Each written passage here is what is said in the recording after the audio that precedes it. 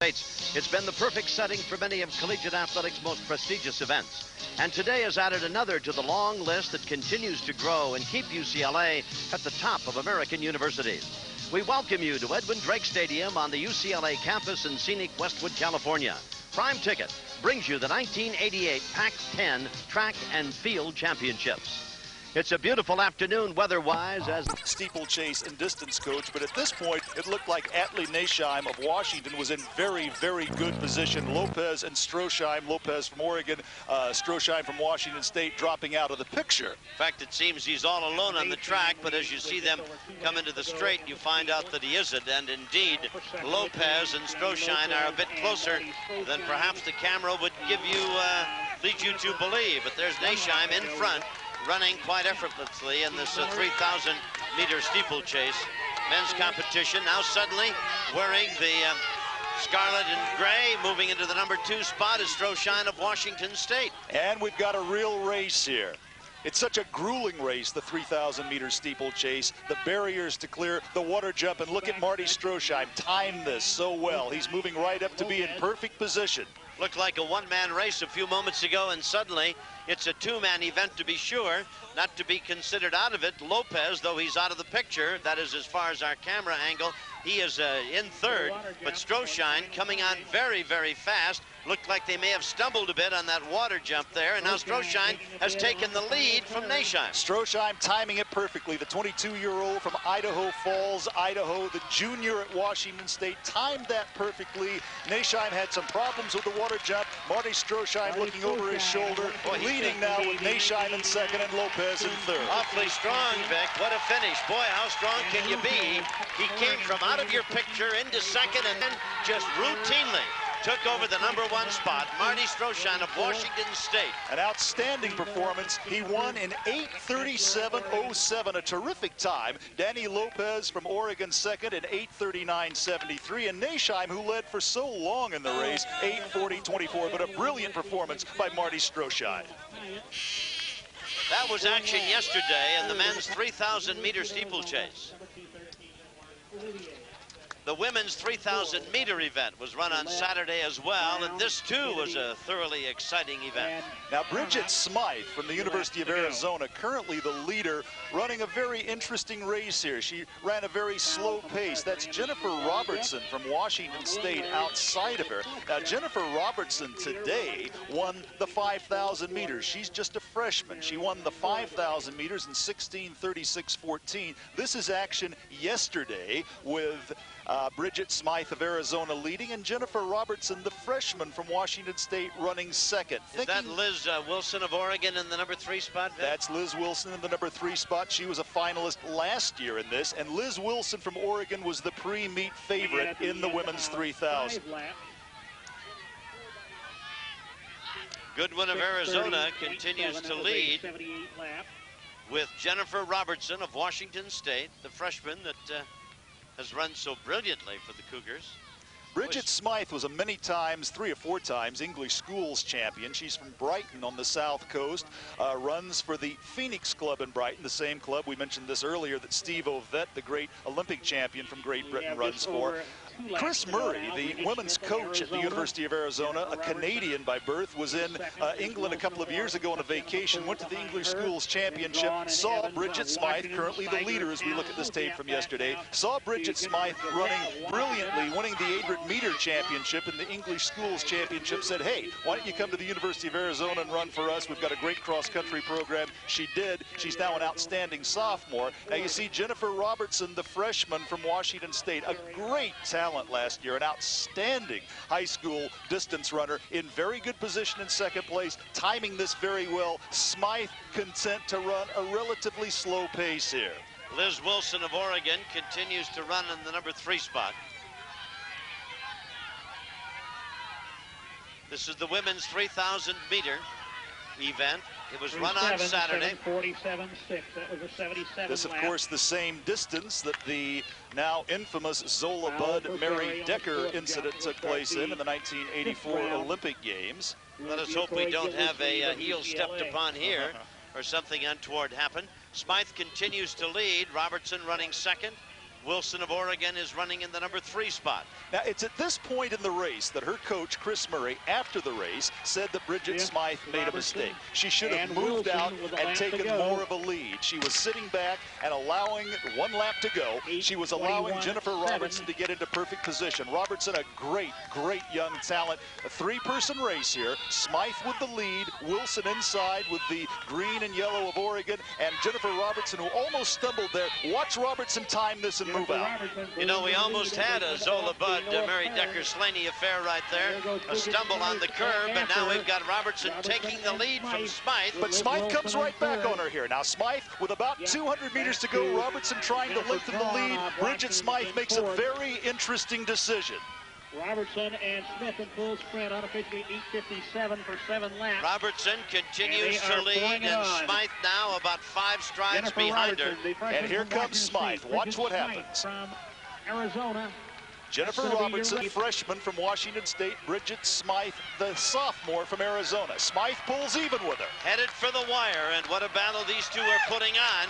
Robertson trying to hold her off. Smythe in the middle of your picture is not going to be able to catch her, and Robertson wins it. All right, the mistake that Chris Murray, her coach, felt that she made, she let Robertson get too far in front. Jennifer Robertson with a fine victory, 9:26.79. Smythe second, Wilson third. But Robertson won the 5,000 today, Tom. A double victory for her. Very impressive by this freshman. No question about it. And also on Saturday, the men's 10,000-meter event. It, too, was a thoroughly exciting affair, and we'll take a look back at Saturday's competition for you. 22 laps. All right, that's Brad Hudson from Oregon, one of the pre-meet favorites. Fredson Mayak, a Kenyan who runs for the University of Southern California, sort of an enigmatic runner, a gentleman who seems to run pretty well in the Pac-10 meet, and then you don't hear from him for the rest of the season. But Mayak looks to be in very good position, and that's E.J. Guo from Washington State, from Beijing in the People's Republic of China, one of 2 Chinese athletes competing for John Chaplin at the Cougars. And Guo looking pretty comfortable in 3rd place here, but Hudson looked very, very strong, and it looked like Mayak really was in the best position to win this race at this point. This is the men's 10,000-meter event of Saturday. We're showing you the highlight portion, the last 3 laps, so to speak, of the grueling 10,000-meter event. Brad Hudson of Oregon continues to lead. Mayak of USC is second. And Quo of Washington State running in the number 3 spot. But they are very closely bunched. And as you pointed out earlier, Guo in that 5,000-meter race that we saw a little while ago was coming back after this race last night. Didn't have enough today to come back, just asking too much to go 10 and then come back and do 5. Right, Mayak appears to be very close to, if not to take the lead from Hudson, but Hudson still, well, there's almost too close to call. Well, Hudson continues with a slight advantage. In the 2 laps leading up to this, it looked like Mayak at any point was about to go out and just destroy this field. He's running so comfortably. Fredson Mayak with a beautiful, beautiful gait. I mean, he's got beautiful fluidity there, and you keep expecting him just to burst by everybody and put this race away, but he doesn't. He runs with almost effortlessly, doesn't he? Indeed. No herky-jerky, big swing of the arms, and now he's taken the lead. As so many of the Kenyans, of course, the Kenyans had that incredible performance at the Summer Olympics in Seoul last year. He has that kind of beautiful fluidity, and it looks like he's about ready to burst away. But look at E.J. Guo in very good position here. Guo also a very fluid runner. They're lapping the field. The men's 10,000 meters of yesterday, and we've got a lap to go.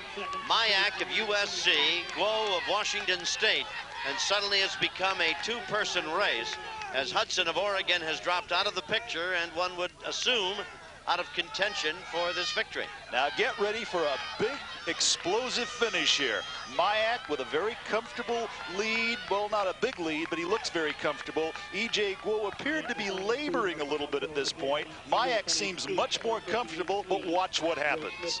I think it's a valid point, Vic. It looks as though Mayak could just suddenly move it up a notch and just run away from everybody, but look at Guo, come on, go by him and open up a lead that he's never going to relinquish. vanquish. 140 meters to go. E.J. Guo, a sophomore, age 21 from Beijing, bursts into the lead, and this is a very impressive victory. Look at Guo drive toward the finish. He's got about 50 meters to go. Mayak has no chance of catching it. No kick at all for Mayak, apparently, who was running with effortless grace, finishes second. Guo wins it. The men's 10,000 in the books here at Stanford. That race run yesterday. We'll be back here to Palo Alto, but first we'll pause for this message.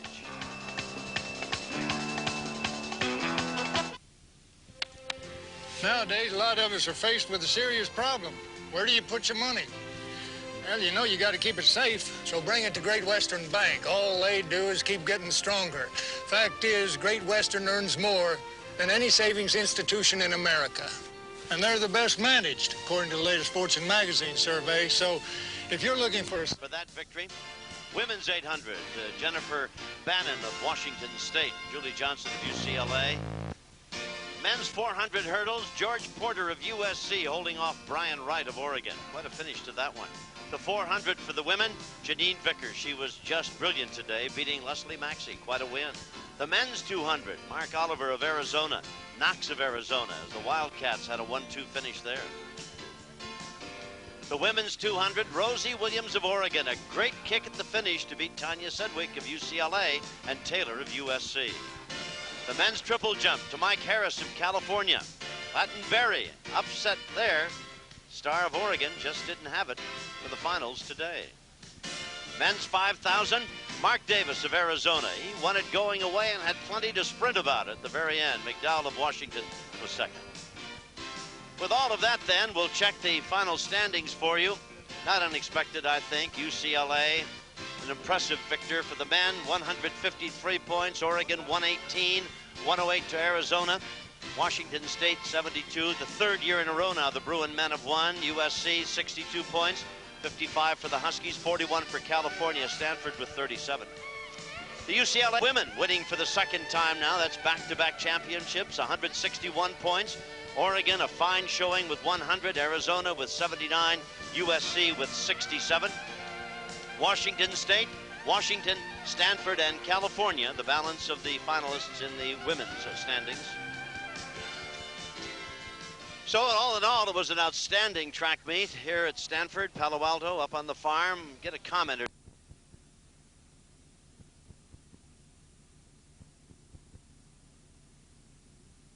And a moment ago, California is running in lane 3.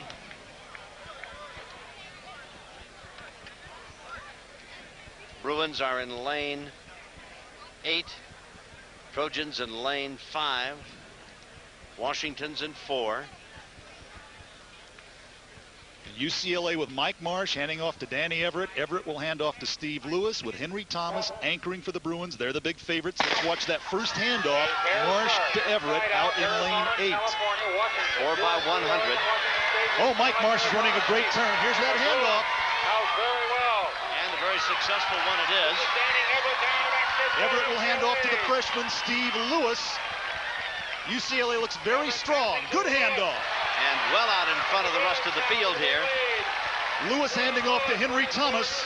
Lewis just a freshman. And Lewis gives the baton to Thomas, and he's going to win it going away unless he falls down.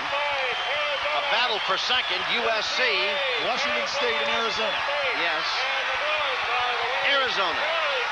SC coming in 4th. But the Bruins just blew everybody away in the 4 by 100. Tom, if the clock on the field is accurate, it was very accurate yesterday. That is a very, very fast time, 38:61. So the Bruins took first place. Arizona getting up for second. And they feel pretty good about that. Tom, 38:61 is one heck of a time. 38:61 could win the NCAA Sprint Relay Championship. We'll be back to see more of the Pac-10 Track and Field Championships after this message.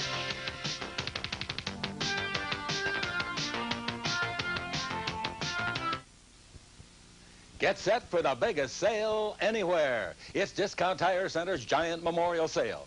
Up to 33% off our already discounted prices on a giant inventory of selected Michelin tires. Giant savings, too, on brakes, shocks, and front-end alignments. You know, with over 80 centers, you've made Discount Tire Centers your high-volume Michelin dealer. So, now through Memorial Weekend, save up to 33%. The biggest sale around is at Discount Tire Centers. All right, Mike, I've got a request that I know only Foot Locker can answer. I want the most outrageous, different-looking pair of shoes you have. You want outrageous? Yep. You got outrageous. The Lotto map shoe. This shoe actually has a city map on the heel. Cities from New York all the way to L.A. That's absolutely perfect. Lotto has Los Angeles to here, goes Wilshire Boulevard all the way to West Hollywood. If you're lost for something unique, get the directions from Foot Locker.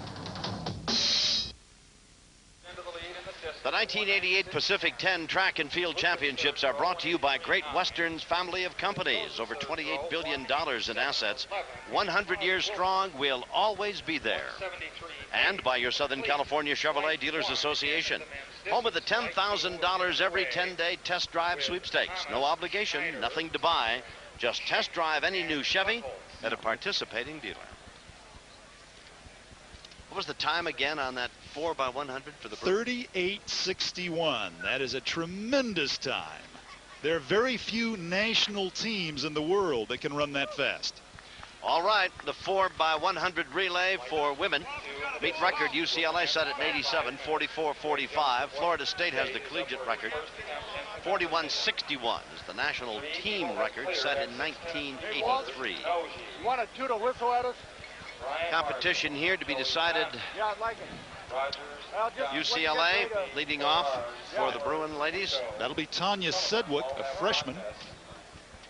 Now the question is Gail Devers on the track? She's listed on a sheet that was just handed to us, but Bobby Kersey said yesterday she would not be running the sprint relay. I've got a later sheet here that says Sedgwick, Phillips, Harris, and Smith. I think that's what they're going to run. I'm looking down there now, and I do see Carol Smith down there. So that'll be the freshman. Smith will run the anchor leg, Vic. Paris will run the third leg, and Phillips will take the handoff from Sedgwick. Well, that's what Kersey said yesterday. Where will the other competition come from? Arizona State will be favored in this race. Arizona State will be favored in this one. That'll be Linda Tolbert, Mariel Malone, Tamika Foster, and Jacinta Bartholomew.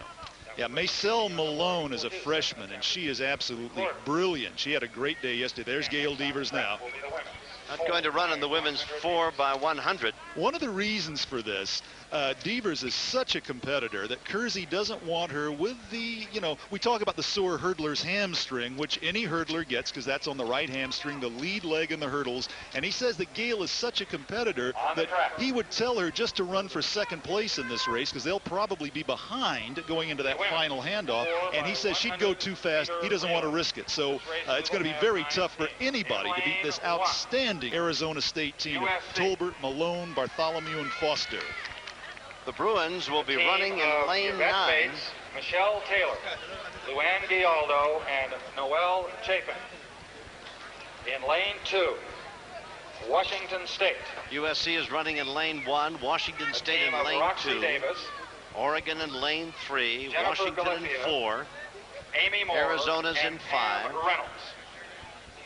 In lane 3, University of Oregon. Well, that should be Cal in Karen lane Church, 5. Katie Arizona's O'Brien, in lane Julie 6. Goodrich, and Arizona Stephanie State is Hunter. in lane 7. In lane 4, the And the University of Bruins Washington. in lane 9, and the A race team of apparently will Renee be Cunningham, lane 7 and 9 to be Kelly decided. Gamby, Should be, Tom. Joyce Leading Wine, off, though, for Kathy Cal is O'Connor. Sheila Hudson, one of the great In lane triple 5, jumpers in the world. That, of course, California. not yet an Olympic A team event. of If Sheila it Hudson, was, Sheila Lori Hudson Smith, could be the Olympic Gina champion. Cole, She's a fine Tiffany long jumper Fields. and triple jumper. Sheila lane Hudson will 6, lead off for Arizona. Cal. But the Rochelle team to Grady, watch Joyce is Randall, Arizona State. They Maureen could win the Bookstrom, NCAA and championship Jessica in this Johnson. event. It could very well be In lane between, 7, there's Sheila Hudson right now, Arizona State. and she'll be leading Linda off for Tolbert, Cal. But it could very well come down to Tamika Foster, Texas, Arizona State, and UCLA battling it out for the 400-meter relay championship at Eugene, Oregon. Rosie Williams, Kim Fenton, and Jenna Stark. And in lane 9, UCLA. UCLA in lane 9, Tanya Sedgwick. Arizona State Sarah in Carroll, 7. Carol Smith. Leading off will be Sedgwick for the Bruins, Tolbert for Arizona State. then Malone, Foster, and Bartholomew.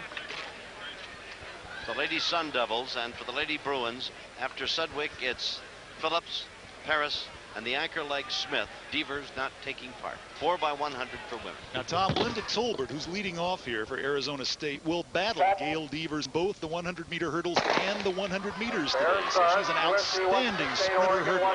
Sedgwick at the top of your screen, and now moving up in number 2 is Arizona State for the first baton pass. Sedgwick gives it to Phillips and Tolbert to Malone. And look at Malone come on. Arizona State would be the favorite in this, and again the baton pass and handled beautifully by both, and Arizona State has the lead now with Foster running against Paris for UCLA. And it's going to be an Arizona State lead as the baton is passed for the final leg. Arizona State's got Bartholomew now to anchor it, and anchoring for the Bruins is Carol Smith, but she's not going to be able to close that gap. It's going to be Arizona State in a real battle for third. The Bruins second. I don't know what Oregon might have gotten third. But Arizona State certainly took the number 1 spot in that competition, the women's 4x100. Bruins getting second. And I don't know, but I thought Oregon might have just got to the wire for third. Could be, but that's an outstanding Arizona State sprint relay team. Just a tremendous Arizona State sprint relay team. We'll be back to set the final 3 for you, and we'll continue with more Pac-10 track and field coverage. First, we'll pause for this message. The Pacific 10 Conference, comprised of the universities of Southern California, Oregon, California, Washington State, Arizona, Oregon State, UCLA, Arizona State, Washington, and Stanford. Unparalleled in athletic achievement and winner of more NCAA championships than any other conference, the Pacific 10 stretches from Arizona in the southwest north to California, Oregon, and Washington. Unsurpassed in academic excellence, Pac-10 schools have been providing the best in quality education for more than a century, offering degrees in agriculture, music, art, drama, and dance, as well as the sciences, including medicine, computer science, engineering, business, and law. The Pacific 10 Conference, leading America into the 21st century. Well, tomorrow night, it'll be Game 1 of the NBA Western Conference Championship as the defending world champion Los Angeles Lakers meet the Dallas Mavericks. That game will come to you live from the Fabulous Forum. Prime Tickets exclusive coverage begins at 7:15. Make plans for tomorrow night's NBA Western Conference Finals. Championship begins tomorrow night. You'll see it on Prime Tickets, 7:15. Ladies and gentlemen, get a party together. Bring them over to the house. Invite me out. We'll sit and watch. Tom, they've changed the time for the men's. Here's Maurice Crumby in the high jump. The men's 4x100, UCLA has now been given a 38:59. That is a sensational time. Whew, here's what a Crumby time. from Arizona. Crumby getting set.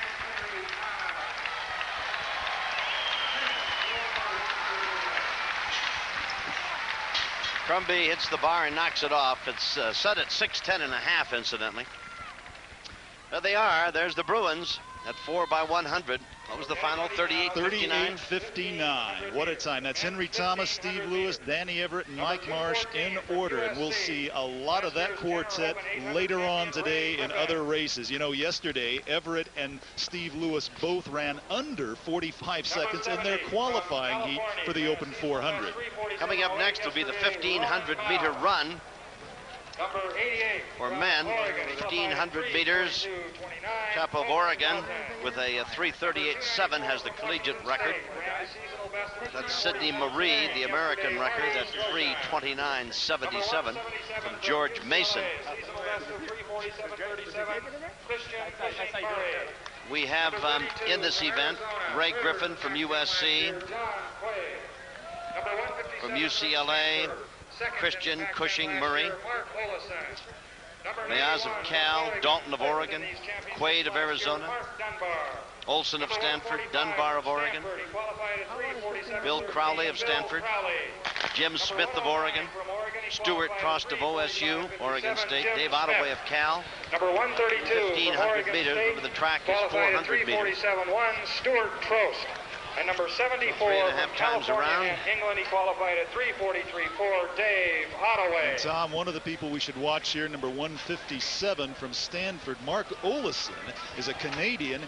He ran 346.66 yesterday. He has the best time in the conference this year at 339.26. About 4 or 5 years ago, he was one of the great high school prospects in America from the province of Ottawa. Olesen, a real talent, has had stress fracture problems. He seems to be back in good shape this year. He could be on the Canadian Olympic team. He's right in the middle of the pack now. Griffin leading. And Cushing-Murray is right behind him. They're stride to stride, but hard to pick anybody out of that crowd. They are really jammed together. 1,500 meters. And this is what they like to call a tactical beginning, a very, very slow pace. So this would be very good for Ray Griffin, for example, with a great kick, currently leading for USC. And Christian Cushing-Murray running second, and now there's been a burst through the pack, and the young man from Stanford has taken the lead. Actually, that's Washington State. Washington State, excuse me. That's Marty Stroshine from Washington State. He had enough of that pace. Stroshine of Washington State. Well, not only did he have enough of it, but he seems to want to leave the rest of those guys well behind. And Mark Olsen, the runner from Stanford we were talking about, moving into second place. So Olsen in good position with Christian Cushing-Murray from UCLA on his shoulder. And running for California, that's Dave Ottaway. Ottaway is from Great Britain. Olsen, as we said, from Canada. And Christian Murray, and now we're hearing from Oregon as one of the Ducks moves up. Number 91 from Oregon is Mark Dunbar. But out in front from Stanford, Mark Olesen. That's Marty Stroshine from Washington State. Yes. And the Stanford runner, Olesen, is running second, and a distant second. John Chaplin, the head coach up at Washington State, a wily middle distance coach. He had so many great runners like Henry Rono and Julius Carrere, so he obviously told Stroshine, if this thing's a slow pace that's around 2:04 for the 800 meters, get out there and run it. You see Olesen moving up now, Ottaway right behind him. Olesen from Stanford, Ottaway from Cal, Dunbar from Oregon. Right. Field is strung out pretty good now. Here comes Olesen. And Ottaway coming right with him as well. Olesen takes the lead, and Ottaway comes up and is running in second place now with the bell lap. Olesen trying to widen the margin in the men's 1500. But Ottaway is not letting him get away too far, and Stroshine is not letting either one of them get away. 300 meters to go. We've got a great race here, Tom. Look at Ottaway. Now he's taken the lead. Olesen dropping back. Stroshine coming on again now to move into second place. 200 meters to go for Dave Ottaway. Ottaway from California leading. This is the men's 1500. Stroshine of Washington State second, and here comes Dunbar from Oregon moving into the number 2 spot. It's Ottaway of Cal and Dunbar of Oregon. Arizona coming to the fore now. Coming on quickly for Arizona. John Quaid battling Dunbar. Taking second place. Ottaway, Quaid, Dunbar. It'll be Cal, Arizona, and Oregon. And Cushing-Murray of UCLA is fourth. Well, that's quite a race indeed. Well, Dave Ottaway's had some fine 800-meter times. His last lap, Tom, in 57 seconds. Unofficially, the time 3:45.2. Dave Ottaway from Cal, the winner. There you see him right there. Dave Ottaway from Great Britain. Well, the Bears haven't had too much to cheer about, but that's the first for them. Ottaway winning the 1500. We'll be back with more Pac-10 track and field right after this.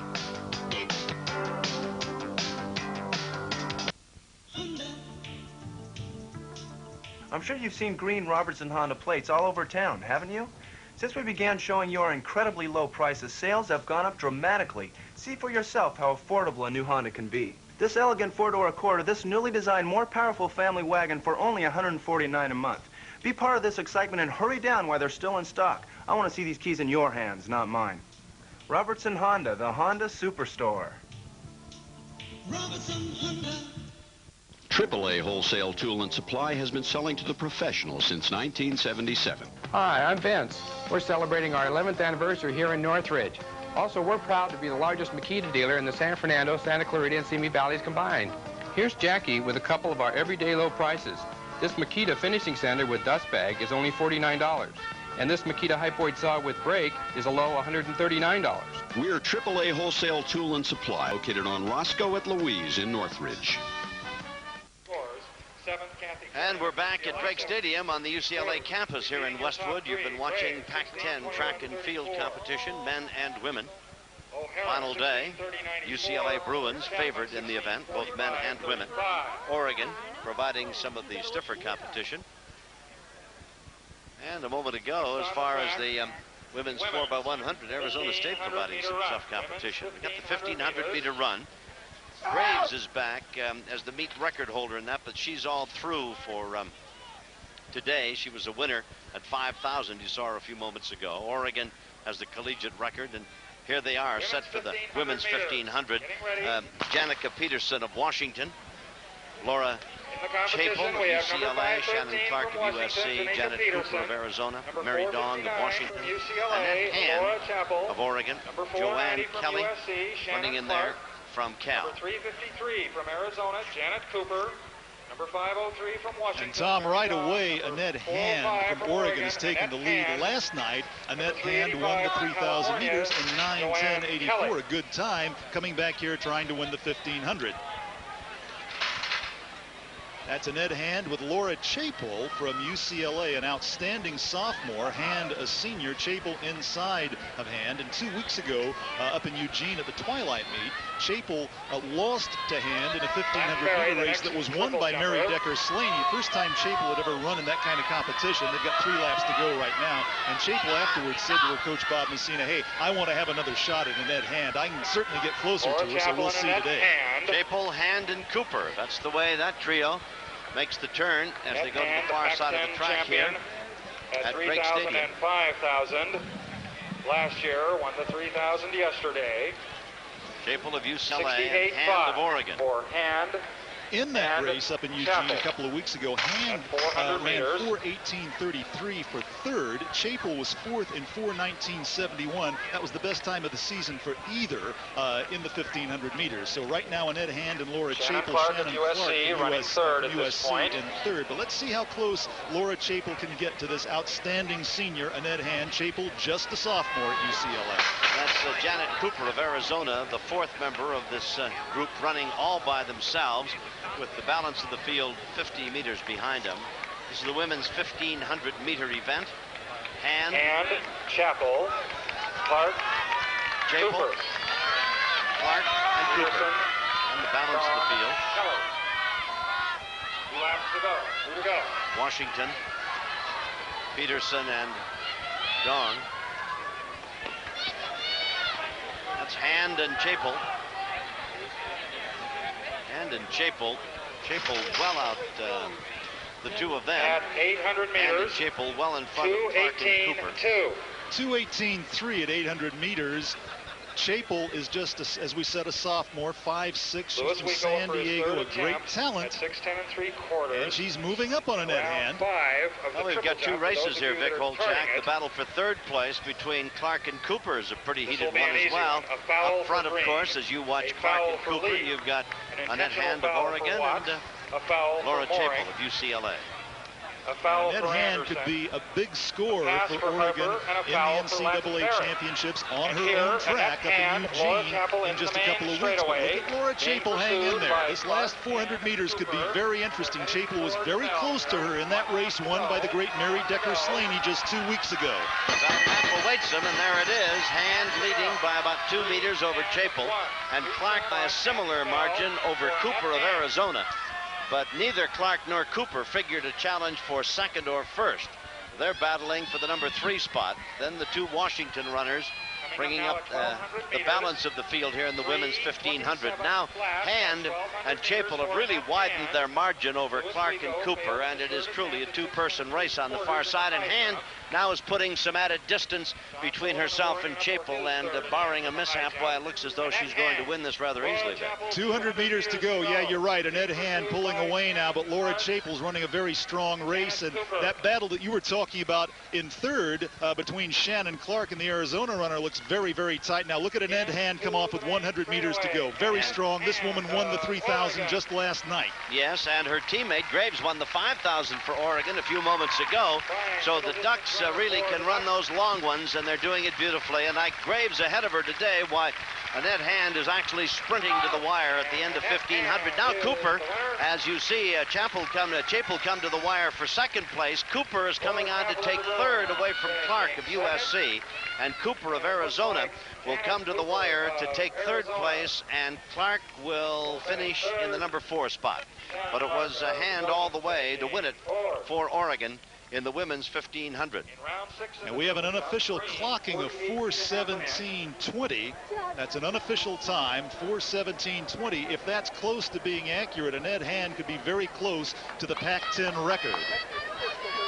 All right, we'll be back with more coverage of the Pac-10 track and field competition. Drake Stadium, UCLA. First, we'll pause for this message.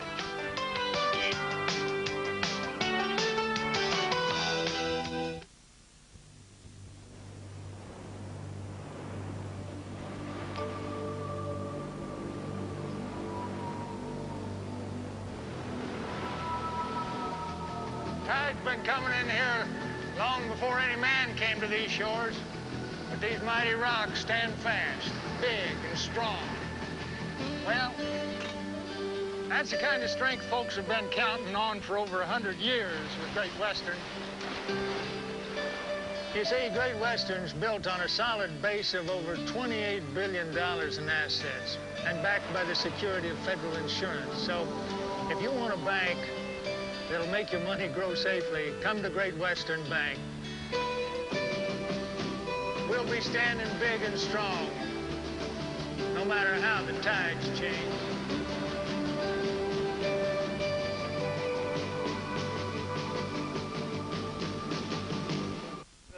After 10 events, the men's side of the ledger tied for first, Oregon and Arizona with 53 points, Washington State with 43, UCLA pre-tournament favorite at 37, and Washington with 31 points. That's the way the men's top 5 are. The women's top 5, Oregon maintaining an advantage over UCLA. They started the day 5 points in front of the Lady Bruins. Stanford is third. USC has moved up out of a tie with Arizona State for 4th place, and Washington is now 5th. Well, we have the men's 110-meter hurdles coming up in this field. We've got a couple of Sun Devils. We've got 2 Bruins, a Trojan, a couple of Bears, and a Husky, and a Cardinal. As you watch them and you see the record held by Greg Foster and Ronaldo Nehemiah. In lane 1 will be Mark Boyd of Arizona State University, and that will be to the right of your screen now. Lane 2, Peter Kolaturis of Stanford. Dana Hall in lane 3 from Washington. Derek Knight of UCLA. Robert Redding of USC will be in lane 5. We've got Rod Jett of Cal in lane 6. Kevin Young of the Bruins in lane 7. Kevin McPherson of Cal in lane 8. And James Lydell of Arizona State University in lane 9. Now, as you are looking at them, you are looking right across your screen, right to left, lanes 1, 2, 3, 4, and 5. So to set them for you again, lane 1, Mark Boyd. Kolaturis of Stanford will be in 2. And then Hall of Washington in 3. Knight of UCLA in 4. Redding of USC in 5. Jett of Cal in 6. Young of UCLA in 7. McPherson of Cal in 8. And Liddell of ASU in 9. And Vic Holchak, as we look from behind the pack, it would appear that Redding, Jett, Young, the race might be in the middle of the track. That's the race in lanes 5, 6, and 7. Redding, the favorite, as a freshman 2 years ago. He's a junior now. As a freshman, he was second in the Pac-10 championships. Rod Jett, an outstanding hurdler who's had a very good year. And, of course, Kevin Young in lane 7. We were talking about him earlier, the great 400-meter hurdler. They're set. There's the gun. It's a good start. Redding is in the middle of the track. Here comes Redding. Redding has the lead, and right at hand with him with Derek Knight. Redding and Knight. Redding and Knight. Redding and Knight. And Kevin Young may have gotten up for third over Rod Jett. He may have indeed. Redding wins it for USC. And Knight of UCLA, and quite possibly Young, giving the Bruins a second and a third and some very valuable points.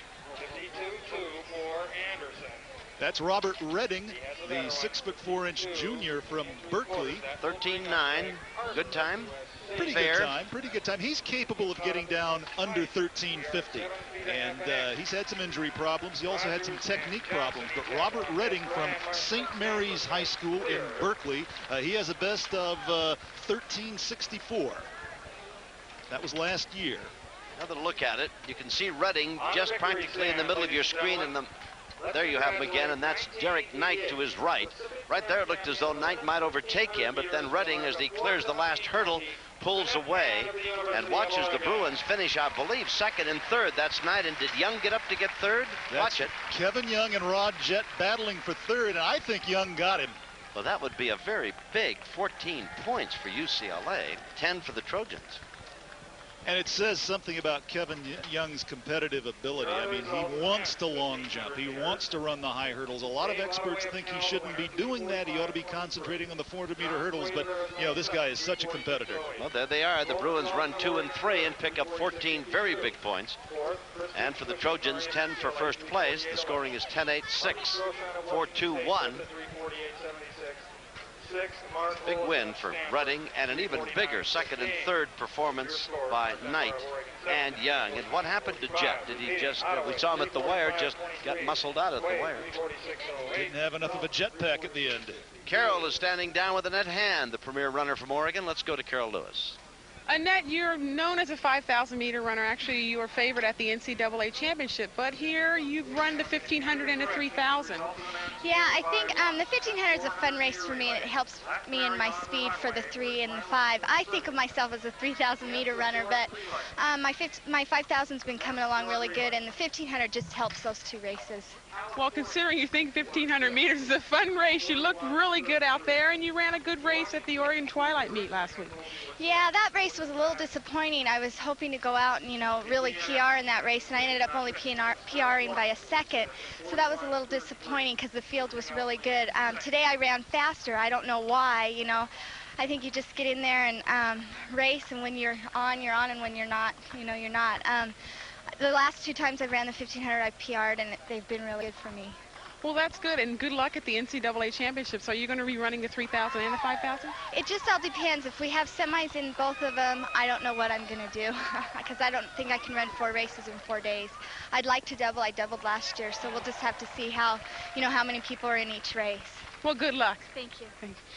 All right, that's Annette Hand from Oregon, winner of the 1,500 a few moments ago, won the 3,000 yesterday. Her teammate Graves won the 5,000 here today. And now we go to the 100-meter hurdles for women. Gail Devers, Gail Devers, Gail Devers, Gail Devers. Why not? Well, and that was yesterday, Tom. All those 1261s in a qualifying heat. Oh, is this woman something? She didn't run in the relay. Arizona State won that from the Bruin women. Could she have made a difference? She could have made a difference, but his reasoning, I think, was very sound. If she had run that anchor leg, she could have gotten UCLA very close. I don't think she could have won it, but she could have gotten them very, very close. All right, then let me ask you this. Yep. Take her off the anchor leg and let her run the opening leg. Well, then she's running a turn. Yeah, then she's running a turn, something she's not used to doing because she doesn't run that many 200s. I think the point here is that they want her ready for this. I think Bobby smells another record here. I think it's in the air. He thinks she could break 1261 here. All right, Gail Devers, who was the athlete of the meet at the Pac-10 track and field championships a year ago, and every time we've seen her, she has been just superb. I don't think she's ever disappointed. Probably seen her in 15, 17 events, and if she doesn't win, she's right second. Devers, Tolbert of Arizona State University, Yvette Bates of USC, Nicole Thompson from UCLA, Tiffany Smith of UCLA, Nikki Williams of UCLA, Jenna Stark of Oregon State, Effie Dates of USC, and Katie O'Brien of Oregon are the women entered in this one.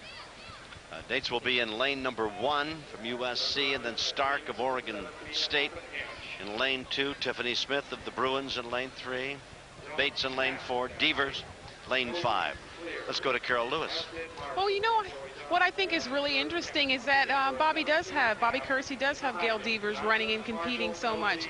You know, you look at this year, we have the Pac-10s, of course, today. We have the NCAA championships coming up. We have the Olympic trials and the Olympic Games in October. And, you know, I wonder if he's going to be worried about maybe running and competing Gail too much. I mean, it's a lot of competition and a lot of heats and things for her to go. Hopefully she can keep this pace up, and by the time she really needs to run that 12:61 or under 12:61, she'll be able to. It's difficult. Bob Kersey, of course, is the track and field coach for women here at UCLA, and it is difficult indeed to have a Gail Devers on your team and not put her on the track. Well, indeed, that's true, but I think he was very wise to keep her out of that relay. The race here really should be between lanes 5 and 6. Devers in 5. Linda Tolbert, Tom, in lane 6, lost to Gail Devers in the Pac-10 championships by 1/100th of a second. That was a brilliant race in last year's Pac-10 championships.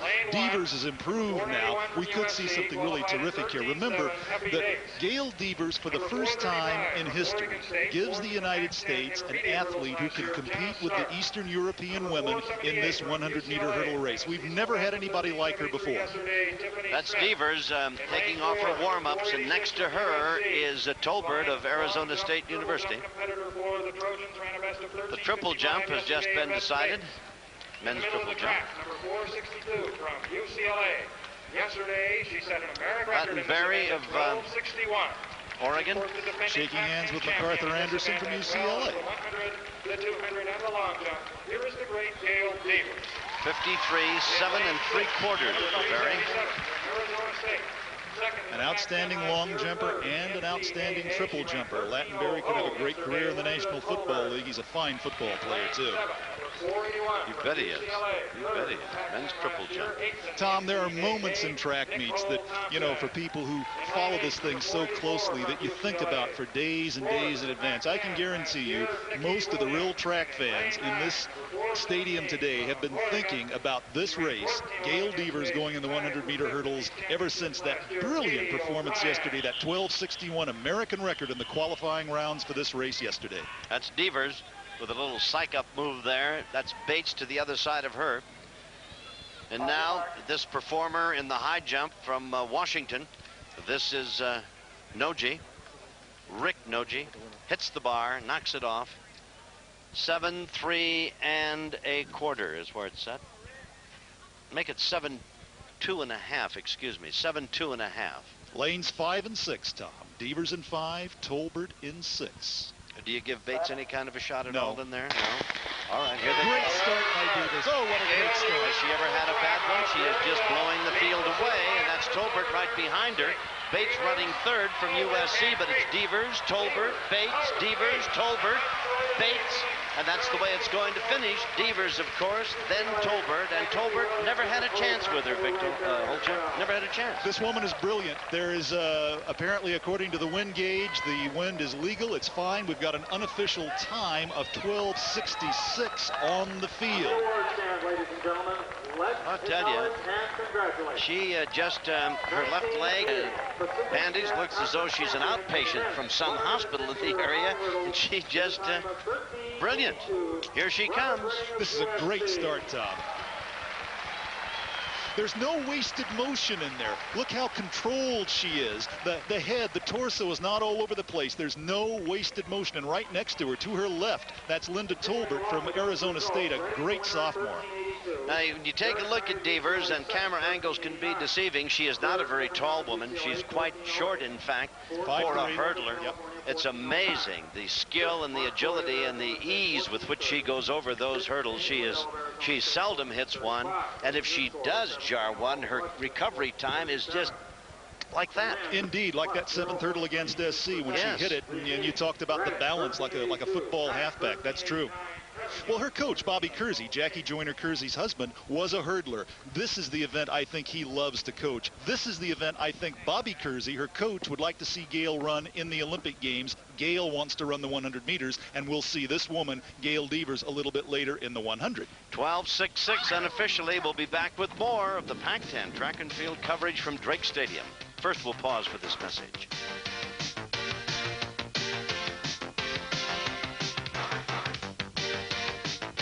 This is Ashley Madison, and Ashley's a bank loan officer. And in your wildest dreams, did you ever think you'd be a winner in the Southern California Chevrolet Dealers Association Test Drive Sweepstakes? Bob, I still can't believe it. Now, we have a $10,000 winner every 10 days. How did you do it? Simple. I just test drove a new Chevy and entered. There's no obligation. There's nothing to buy. Now, what are you going to do with $10,000? Use it as a down payment on a Corvette. Are you? What do you drive now? An import. An import? Come on in. You could be our next $10,000 winner. Okay, Alex will now do his famous dog impersonations. Grab a stroll light and relax. Ready, Alex? All right, who's this? Rin Tin Tin. That great old. Look at this. Look at this. Prim, my three sons. Right. Yeah. This is my favorite. Benji. Oh, I don't know how he does it. It's amazing. Stroh-Lite, fire brewed for smooth, consistent taste. Here he comes. What? Who's that supposed to be? Beats me. 1988 Pacific 10 Track and Field Championships are brought to you by Discount Tire Centers. We cut prices, not quality. 80 locations to serve you. Now, California's largest independent Michelin dealer. And by Stroh's and Stroh-Lite, fire brewed for smooth, consistent taste. Well, the crowd is still buzzing about the performance of Gail Devers. I thought Bates of USC showed quite well, running third in a field of talented hurdlers. Oh, that's right, Tom. Yvette Bates has scored over 70 points as a long jumper, triple jumper. You've seen her in those NCAA indoor games that you've done. She's a wonderful performer. We're back to the high jump, and here's Noji again from Washington, and we'll check the bar again. 7.2.5. We saw him miss a moment ago. Oh, clears it this time. Nicely. So Noji clears the bar at 7.2.5, and he remains in the competition for the men's high jump. Lattenberry, you saw a moment ago, won the triple.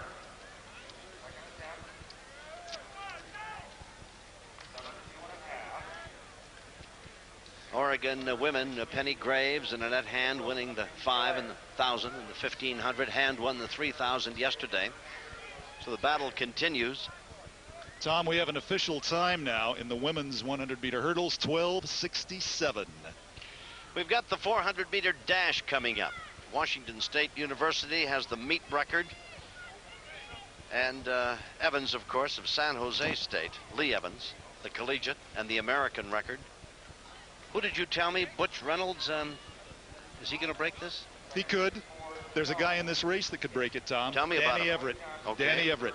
We talked about those moments that the track fans just, tremble with excitement about. Gail Devers in the 100-meter hurdles, that was won yesterday, qualifying for the race that we're about to watch, and we see the competitors down there getting ready. Danny Everett from UCLA won his heat in 44.94. That's Anthony Washington from UCLA, who had a PR yesterday. Washington crossing in under 46 seconds, 45.94. But Steve Lewis, a freshman from UCLA, won his heat in 44.96. And Danny Everett, I think Danny Everett could be down around 44.20, 44.10. John Smith sees Danny Everett getting under 44 seconds, which means that he could be challenging Lee Evans's record. We've got Chip Risch of Arizona State University will be running in lane 1. That's at the bottom of your screen. Pat Lanning of Oregon in lane 2. Tim Woods of Arizona State University in lane 3. Then Washington in lane 4. Danny Everett of the Bruins in lane 5. Lewis of the Bruins in lane 6. Durr of Washington State in lane 7. Oregon's Larry Williams in lane 8.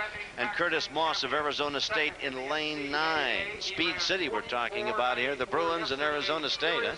Also, you see 3 of the 5 men that will run for the UCLA Bruins in the 4x400 relay. I say 3 of the 5. There's Danny Everett right now. Talking Marsh and Thomas, is the rest of them? Well, they can run any number of 6 runners through the heats at the NCAA. So Danny Everett that you see right here will run all the way through in the 4x400 relay. And this group is capable of smashing the NCAA record in the 4x400 relay.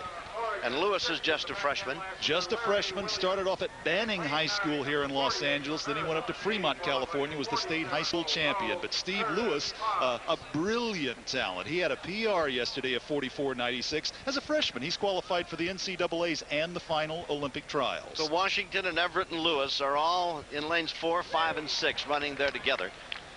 And then we got Woods of Arizona State in lane 2. Lanning of Oregon in lane 3. Williams, his teammate, is in lane 8.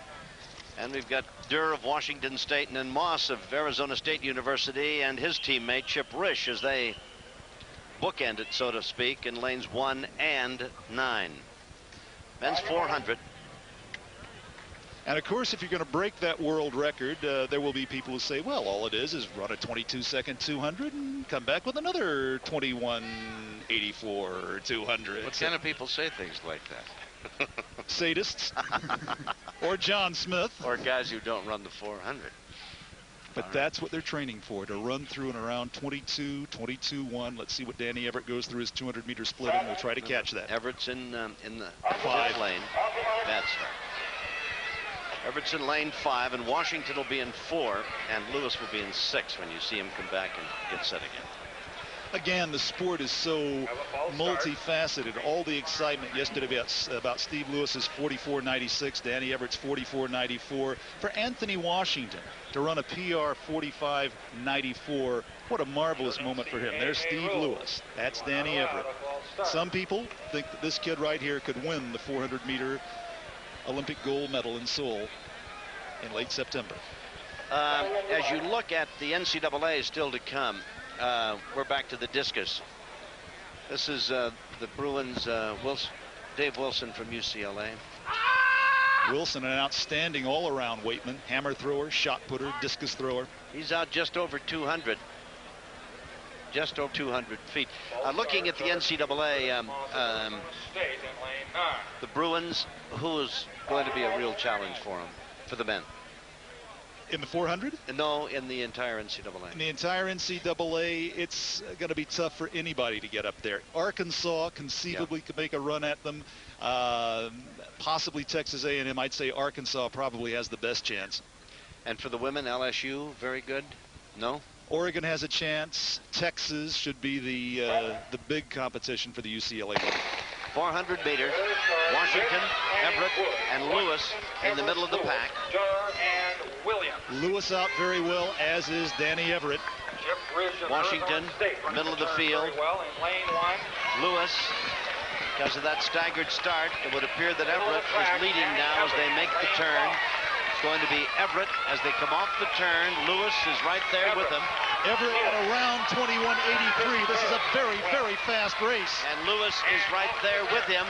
Washington is dropping back. It is Everett and Lewis. Oh, look at this. Everett and Lewis. Everett and Lewis. And Everett not much in front of Lewis, the freshman, but Everett's going to win it. And Lewis will be a very close second. And third place is going to go to Arizona State, I believe. Or hold it, it probably was Durr of Washington State that got third. Tom, unofficially, we're talking about something like 44.5, maybe 44.4. That would be the fastest time in the world this year. And did Steve Lewis, what a talent. There's Danny Everett, unofficially 44.4. And Lewis pushed him to every move on the track and was very close. 44.35 is what the infield watch said, and Dave, our statistician and spotter, says it was right on with his watch as well. Here they are. That's Lewis to the left of your screen. He's leading. And Everett in the middle, and that's Durr of Washington State. And watch this battle before Everett pulls away from this young freshman. Dave Greifinger, our statistician, had Everett in 21.83. Look at this battle. And look how relaxed Everett maintains here. You know, nobody accelerates at the end of a 400-meter dash. That's inaccurate. That's a misnomer. You just don't decelerate as much as others. And Danny Everett's not decelerating as much as Steve Lewis is. 21.83 for the last 200 on that. 22.52. 21.83 for the first 200, 22.52 for the second 200. And look at the battle there for third between Anthony Washington and Chris Durr. It looks like Durr just got him by a head? Yeah. By a forehead. We'll be back with more Pac-10 track and field coverage from Drake Stadium on the UCLA campus. First, we'll pause for this.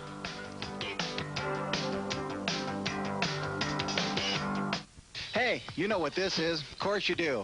And with it, your chance to talk with famous sports celebrities and entertainment personalities. Ask topical questions and really be the star. It all happens on It's Your Call, Prime Ticket's first call-in talk show.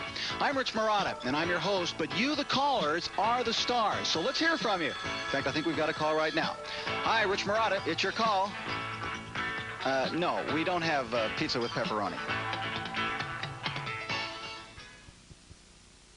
Get set for the biggest sale anywhere. It's Discount Tire Center's giant memorial sale. Up to 33% off our already discounted prices on a giant inventory of selected Michelin tires. Giant savings, too, on brakes, shocks, and front-end alignments. You know, with over 80 centers, you've made Discount Tire Centers your high-volume Michelin dealer. So, now through Memorial Weekend, save up to 33%. The biggest sale around is at Discount Tire Centers. So the battle continues to bring you up to date scoring-wise. After 12 events now, Oregon leads at 62-57, a slim 5-point edge over UCLA. The Bruins have been steadily moving up. Arizona third, Washington is fourth. And make that Washington State. The Bruins of the Trojans of USC at 41 points are in fifth place. In the women's competition after 11 events, UCLA has taken the lead now. They opened the day trailing Oregon. Now they lead by a margin of 4. USC has moved to the number 3 spot. Stanford and Arizona making up the rest of the top 5 in competition. And now we're going to go to the women's 400. And in this one, Sarah Paris of UCLA, Noel Chapin of USC. There's a look at the record book for the 400-meter dash. And Malone's record was set yesterday in the qualifying heats. From Arizona State, and she's running in lane 5. Monica Phillips of UCLA is in lane 3. Michelle Taylor of USC, lane 4. Then Malone, then Foster of Arizona State, then Vickers, the young freshman from UCLA, Holmes of Arizona State, and Sutterholm of Oregon to make up this field for the women's 400 meters. Tom Malone, a freshman, Vickers, a freshman, 2 great young talents. The race to be raced whereabouts? What can we look for? Where do we look for the winner? I think we're looking for Malone, Vickers, and Michelle Taylor from USC. Good start. Taylor is running in lane number 4, and Malone is running in lane 5. Vickers in lane 7. That's Taylor moving up. Malone taking the lead from teammate Foster. Malone. Malone's going very well, coming up to that 200-meter split. She is indeed. Michelle Taylor of USC is in about third or fourth now as they come around the turn. Women's 400. 24:31 for Malone, a fast time. She's leading as they turn for home. That is Taylor in the lane next to her to the right. Taylor struggling now in a real battle for second place. Malone, Taylor now losing out in the battle. Vickers from UCLA is going to get second. And it looks like Holmes of Arizona State to get third, Taylor to get fourth. Tom, unofficially, we've got Maicel Malone it is, under 52 seconds, something like 51:70, 51:80. If that's close to accurate, what a time for her. That breaks her conference record, which she set yesterday. We're seeing one heck of a meet here. It would appear that Malone and her teammate Holmes ran first and third. If I saw Holmes get the nod at the wire from Taylor of USC, with Vickers, the young freshman from UCLA, second. Let me give you the official results. So Malone apparently, and there you see her, winning the women's 400. Greg Harper of USC. I tell you, as Malone is all alone, look at the battle for second place. 4 across the track. Tom, Maicel Malone is a 5'9" freshman from Indianapolis. What an amazing talent. We're going to see her in the 200 meters. She ran a brilliant 200 yesterday. We'll also see her in the 4x400 relay. And Vickers is also a freshman from Pomona. And that's Holmes' teammate, Arizona State, for third, and Taylor of USC for fourth. Sarah Paris from UCLA in fifth. The official results for the men's 400 coming up. Malone running a great race. Oh, Tom, look at this. Look at this. 34. What'd you say that was the 5th best American? It makes him the 5th fastest American male in history. Danny Everett, the fastest time in the world, and you can see what John Smith is doing with him. Steve Lewis in second, Anthony Washington in third. Little by little, John Smith, a great quarter miler in his days here at UCLA in the early 70s, is moving Danny Everett closer and closer to what could be something really sensational by the end of this year. 400 meters. And Tom also, I'm sorry, but Steve Lewis's time, 44.65. Steve Lewis, freshman from UCLA, started off at Banning High School, went on to Fremont, California. We'll get to the high jump in a second. Steve Lewis has just broken the world junior record. This is Noji of Washington again. Noji, and they've got the bar at 7.3 1/4.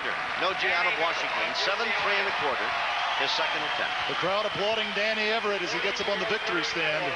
Well, they just announced that 44-34 as being official. Oh, Danny Everett. I mean, we could be looking at a double gold medal winner at the Seoul Olympic Games. Here's Noji in the high jump.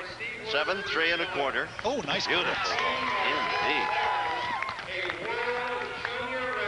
This is Steve Lewis, and the announcement Vic gave you a moment ago of establishing a new world junior record. Tom, you think about adding Henry Thomas, who's going to run in the men's 100 and 200, to this 4x400 relay team, putting Kevin Young on the 4x400 relay team. We've got something here. Well, while we look at Noji and watch him again in the jump we just saw a moment ago, the bar 7.3 1/4. Wouldn't it be, some countries in the world would love to have this makeup for a relay team, wouldn't they, for the Olympics, huh? This team could win the Olympics in the 4x400 relay. This team could win the Olympic championship. There's Anthony Washington. We talked about his PR. Look at Anthony Washington.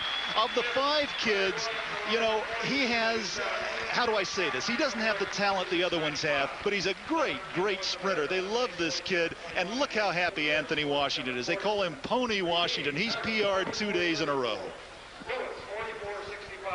Here's another great young high jumper, Joey Johnson from Arizona State.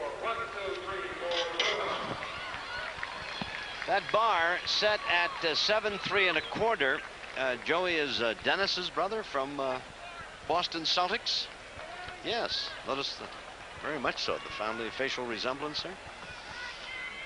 And Joey Johnson has, they've talked about Joey Johnson having something like a 47-inch vertical leap, but those amazing vertical leaps are about as accurate as those football 40-yard dash times. So, but Joey Johnson, a great athlete and a fine talent in the high jump. He didn't clear the bar there at 7.3 1/4. Danny Everett, man of the hours with Carol Lewis, and we'll get out of the infield. Carol? Okay. We've got Danny. Danny, oh my goodness, he's a teammate of mine. He just ran an excellent race. I think Steve Lewis made you run that fast, didn't he? Yeah, all 3 of us was running together, and we said we were going to pace off of Steve, and he went out in a fast 300, which made the final 100 pretty fast. We're looking at Thomas Scholiemann, the person who won the World Championships last year in Rome. Your season, you haven't run that many open 400s. You've been running 800s. You've been running 100s. How is this all going into the rest of the season? Well, in the beginning, I was running 800s for strength. And now that it's getting later in the season, I've been running 200s for my speed. So now I'm coming back up to the 400 and just combining the 2.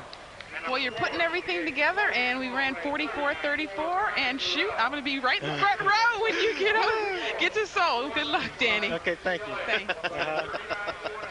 Danny Everett, 44-34, and why not? What a brilliant race. And Lewis, the man they referred to, the young freshman, who was shoulder to shoulder with Everett till about the last 50 meters or thereabouts, and then Everett just slipped into another gear that most runners never really get to know about. And when Carol talked about Thomas Schoenliebe, the East German, Thomas Schoenliebe was the world champion last year. Schoenliebe, one of the favorites for the Olympic gold medal, but both of those kids, Everett and maybe even Steve Lewis, could be on the American team. You never know. Indeed. All right. We're going back to the high jump, and here's Brian Marshall of Stanford, 7.3 1/4. USC, third in the Pac-10, second in the NCAA last year, qualified at 4. Very nicely. So Marshall of Stanford clears that quite easily. And we've got a good competition between Noji and Marshall coming up in the high jump. And we've got a lot of competition coming up. The 100-meter dash is next up. Cook and Sanford of SC. Smith of Alabama has the collegiate record of 9.93. Smith and Carl Lewis, American record, 9.93. Carl Lewis is 9.93. His second place time at the World Championships last year behind Ben Johnson's world record of 9.83. And Johnson and Lewis could have a few excellent matchups this year as the men's 100-meter field here gets ready. Henry Thomas of UCLA, another of those famed Bruin sprinters. Atlee Mahorn from Cal, a very fine athlete. Marsh of UCLA, still another of the Bruin greats. Calvin Holmes of SC. Bill Ayers of Washington State. Ray Brown of Arizona. Bert Fuller of USC, and Steve Jones of Washington. As we see that lineup, tell me where this race is going to be won. Lanes 4, Atlee Mahorn of California, a Canadian, could be an Olympic finalist in the 200 meters. Lane 5, Henry Thomas. Lane 6, Mike Marsh. We're talking about the brilliant run by Everett and Lewis. Henry Thomas and Mike Marsh, and there you see Henry Thomas, Atlee Mahorn to his right, and there's Mike Marsh at the back of the frame. Marsh and Thomas ran together at Hawthorne High School. They're both juniors here now. Marsh and Thomas, two great 100-meter runners, could be right in the thick of the battle for the NCAA 100-meter championship. Thomas in lane 5, Marsh in 6, and Mahorn of Cal in lane 4, the men's 100. Mahorn looked good yesterday. So did Henry Thomas. So did Mike Marsh. And we saw Marsh and Thomas earlier running first and the final leg on that great Bruin 4x100 relay. Good start. Mahorn out well. Very quickly, and Thomas not out that well. Marsh is out well. Now Thomas is coming on, but Mahorn is there. Mahorn, Marsh, Thomas. Boy, who are you going to give it to? I thought Thomas did not win it. I thought either Mahorn or Marsh did. Great start by Atlee Mahorn. Terrific Thomas start got out by him. slowly. Very slow. He never really got out of the blocks. Henry's best race is the 200 meters. They think ultimately, as we've just seen those great 400-meter racers earlier, here you see Henry Thomas and Mike Marsh. Ultimately, they think that Thomas's best race might be the 400. Good call. He was very slow out of the blocks. Yes, he tried to make up for it, though. You can see Mahorn. See Thomas is trailing. Marsh is stride for stride with Mahorn. And now as they come abreast, we'll take another look at Mahorn still leads. This is Marsh on the outside. Thomas in the middle. Marsh is going to get it. Did Thomas get up for second? I don't think so. Well, watch it. Very close. I think Mahorn beat him out. I think it's Marsh, Mahorn, and Thomas. All three of these men, Mike Marsh the winner, Atlee Mahorn we think in second place, Henry Thomas in third, could be big factors in the NCAA championships. They're running right into your living room now. That's Mahorn in the middle of your screen. Thomas, who got out slowly, is the next in line going to the right, and Marsh, the eventual winner over here, coming right out of the corner of your screen. And boy, I tell you, there's not much to choose from between. Is Thomas known to be a slow starter around the blocks, Vic? His best race among the two, here's Mike Marsh, the winner, in unofficially in 10.3. That's a hand time. He's better at the 200 than the 100, and primarily because he doesn't get the great start. The Bruins win the 100, and we'll be back with more track and field coverage. Pac-10 competition right after we pause for this message.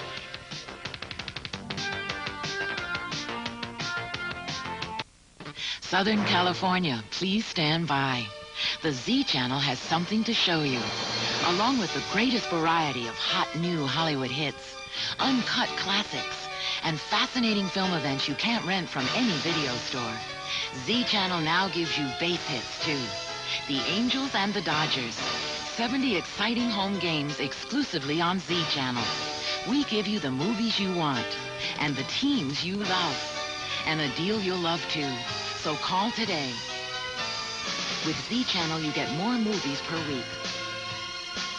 A whole new lineup every Friday, and that means more variety. Box office blockbusters, rediscovered treasures, and the best of the Dodgers and Angels.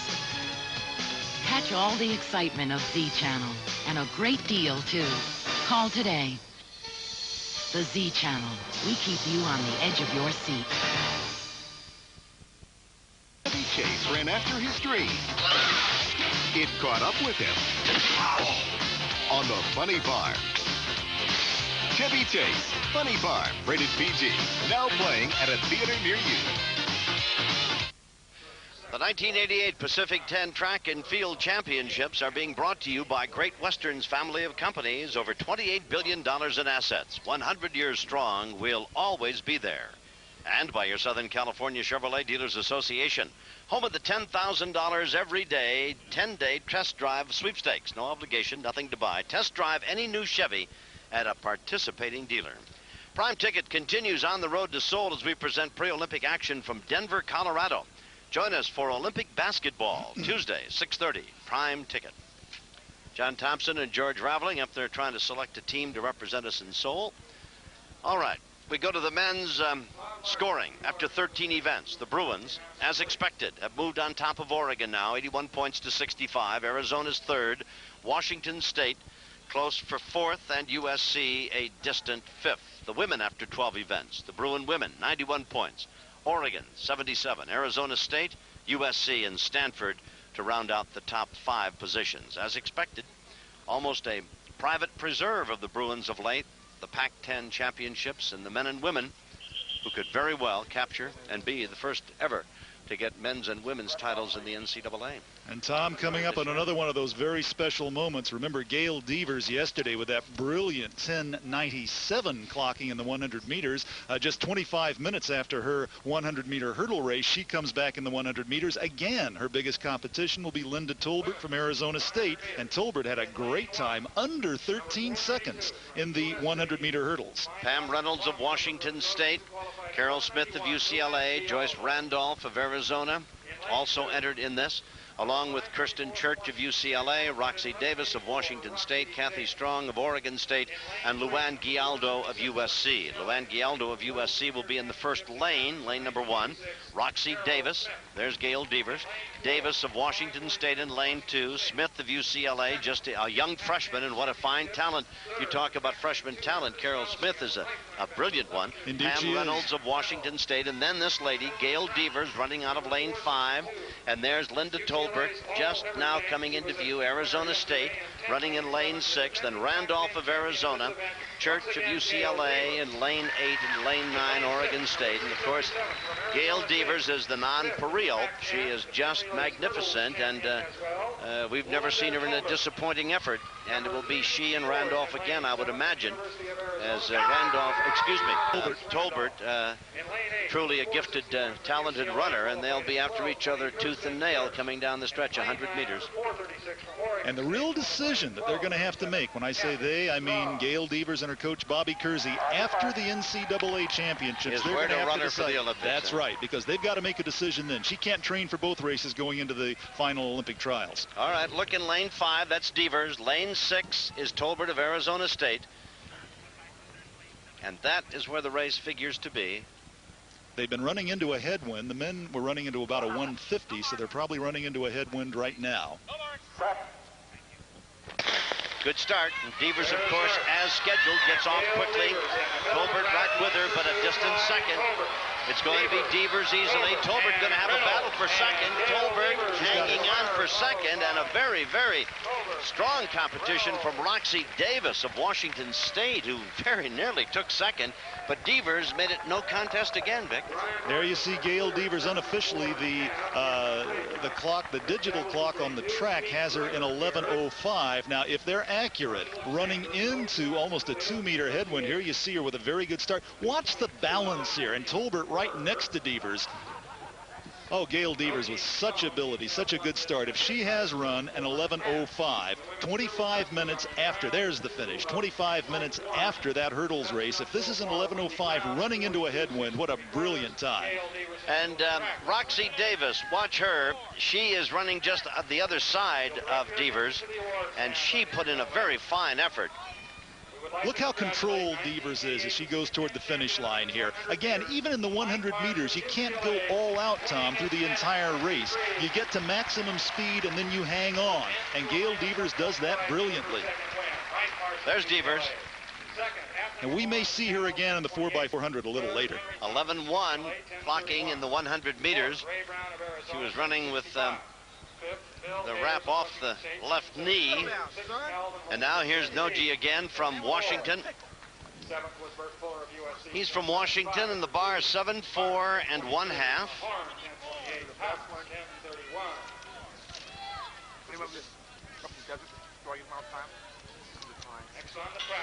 Hit it and knocked it off.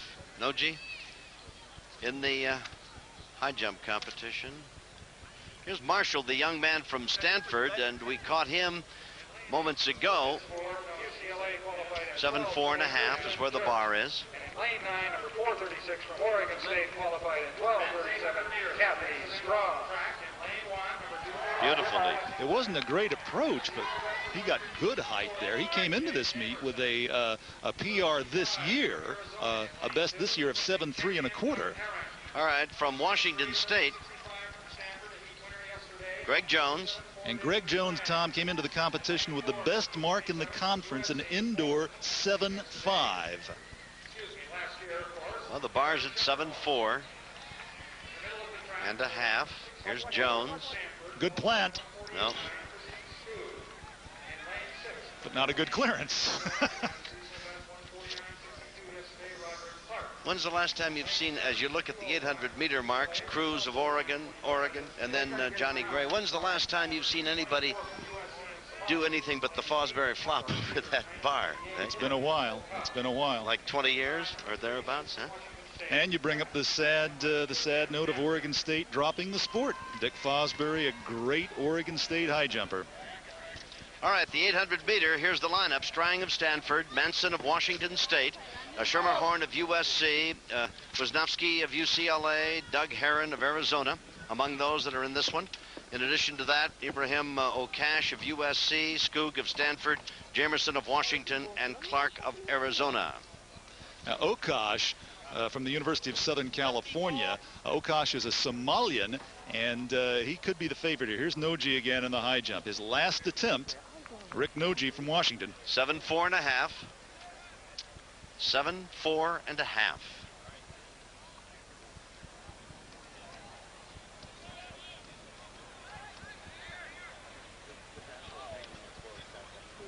If Noji fails to clear it, Marshall of Stanford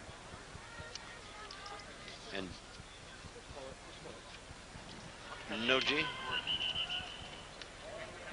It wavered, but it stayed. You know, that thing just, it bounced a bit, but it didn't fall. And Noji's still very much in it. And here we go for the men's 800. Okash is running in lane 8. They stay in lanes through the first turn, then they break for the pole. That's Tim Manson from Washington State, a fine talent. Hasn't been running well the last couple of years, way outside in lane 9. And now they turn and break for the inside, and that is Manson of Washington State who's taken the lead. And boy, look at the bumping and shoving, and Okash comes up to take second, and I thought they were going to elbow each other right into the infield there. And Dave Strang from Stanford, one of the favorites in this race, a young runner from South Africa, had problems there with that bumping. That could have knocked him right out of this race. Okash in very good position in second place. He's the favorite in this race. And Manson, of course, from Washington State is leading. It's twice around. This is a 400-meter track. Tom, another story here. Eric Schermerhorn back 3 from the end. He needs to get up a little closer, or Eric Schermerhorn for the 4th consecutive year will not have qualified for the NCAAs.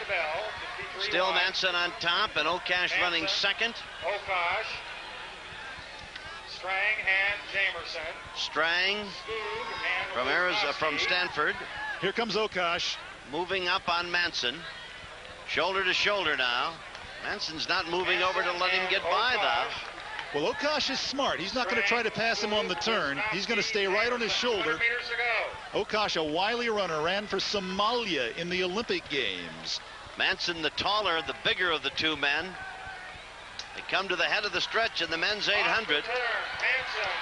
Here Big comes move Okash. by Stanford coming on. Stanford trying to make a move for first or second. Okash has come to Manson. Manson's not going away. Manson's coming back. Manson's going to win it. And Manson outlasts Okash. Boy, what a great finish by Manson, who went out and went wire to wire and would not let Okash go by him. Well, we talked about the talent. Manson's always had it, and goodness, what a great race by Tim Manson. It looked like Okash had perfect position there, and you're right, Manson just wouldn't let him around. There's the time, 1:48.1. Washington State's Manson. SC's Okash got 8 of the points available. As you look at Washington State's Manson, we go to Greg Jones of Washington State. 7.4 1/2. He needs to clear it here.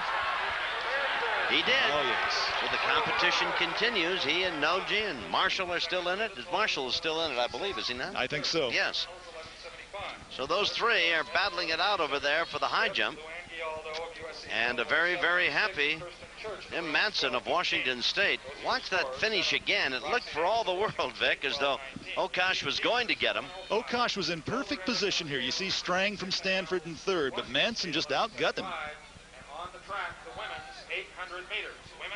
Boy, that's a big 800-meter guy, too, isn't he? That Manson, he's a big runner. Well, John Chaplin, the coach up there at Washington State, thinks he could be a great, great talent. You've been watching Pac-10 track and field competition, men and women. More of our show continues after we pause for this message.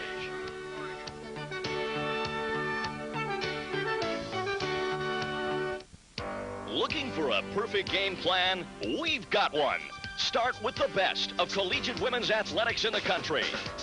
The Pac-10 women's programs. Dedicated student athletes inside and outside the classroom. Lay in some of the best women's basketball in America. Add a twist of the nation's top female gymnastics programs. Serve up some championship volleyball. Stroke in some of the best in tennis, swimming and diving, golf, and crew. Give it a hit of softball. Run in cross country. And challenging track and field. 10 exciting sports and more NCAA team titles than any other conference in America. A commanding blend of athletics and academics makes a perfect game plan for any season. The Pacific 10 Conference, the Conference of Champions. We're at Drake Stadium here on the UCLA campus in Westwood. Pac-10 track and field championships being decided. Men and women, 58th year for the men's competition, the second year for the women's competition, and the Bruins, men and women, are out distancing the field. And we come to the women's 800 meters. As you see, the meet record, collegiate and American marks. That's Mary Decker-Slaney, the who American has just about record holder. Every American middle distance and distance record for women. Leslie Noll, Tom, has the fastest time in the conference this year. That is a conference record. She ran that in the USC Twilight meet. Leslie Noll is 20 years old today. Laura Chappelle from UCLA is in the race. Julie Johnson, Stephanie Morris, Maria Hackett, Sherry Smith, Luisa Do Nascimento, Hackett, Johnson, Bolander, and Fair. Now remember, they have to run in lanes for the first 100 meters here. Noll doesn't have the best lane to start from. That's number 9. She's way outside as they make the turn and then break down for the inside lane. Women's 800. Leslie Noll is on top, but she's got to get to the inside lane. And she's running a lot of distance here that she doesn't have to run. Leslie Noll is going to get into first place, but she has had to put a lot of effort into getting into first place there. She's going to run more than 800 meters. Yes, maybe 810 or 820, maybe as a conservative guess. But at any rate, Noll is leading. Julie Johnson from UCLA, a sophomore transfer from Texas, a great talent, in second place. Washington State in third. Noll wants to go through in about 58 or 59 seconds. We'll get that split coming up right now. As she crosses the finish line, Tom, she'll have 400 meters to go. Nascimento of Washington State has moved into the number 2 spot. Check it, that's Bolander of Washington who's running second. That's right, and Leslie Noll went through in 60.60, so all that effort to get into first place cut down her lead. Now, she may have trouble hanging on here. She's got about an 8 to 10 meter length over the rest of the field. That's Bolander of Washington running second. Noll of USC out on top. She shows, as of now, Vic Holjack, no signs of weakening. In fact, she's maintained that advantage over the field. Bolander continues to run second, and nobody really making a serious move. Chapel into third place from UCLA, but Leslie Noll is throwing a great run at this field. She wants so much to get down around 2:01. She's a gutty, talented runner. And her lead continues to widen, and Chapel is coming up now, challenging for second. Capel trying to catch Bollinger, and she's run out of gas, and now the Oregon runners are closing in. It's a battle for second as Noll's going to win it, and Bollinger is going to woo. Did she? I don't know. I don't know whether she hung on to get second or not. As coming on very, very strong for the University of Oregon was Francie Farr. But Leslie Noll unofficially in around 2:04:40. Tough wire-to-wire run for her. Here's Brian Marshall. And she had bars at 7.5 3/4. This would be a PR. No. Unsuccessful. We'll be back with more. You're looking at Leslie Noll. We'll be back to show you more of the Pac-10 Track and Field Championships. Drake Stadium, UCLA. First, this message.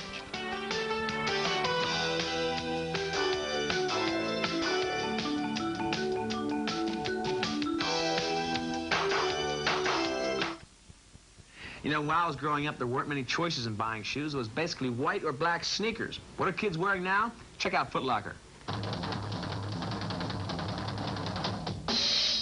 Kids have a lot of great choices I wish I had. New from Starter, team shoes. LA Dodgers, Phillies, your favorite team. Or from Converse, try the Connoisseur collection with your favorite dinosaur. So from infants to kids, Foot Locker's got them all.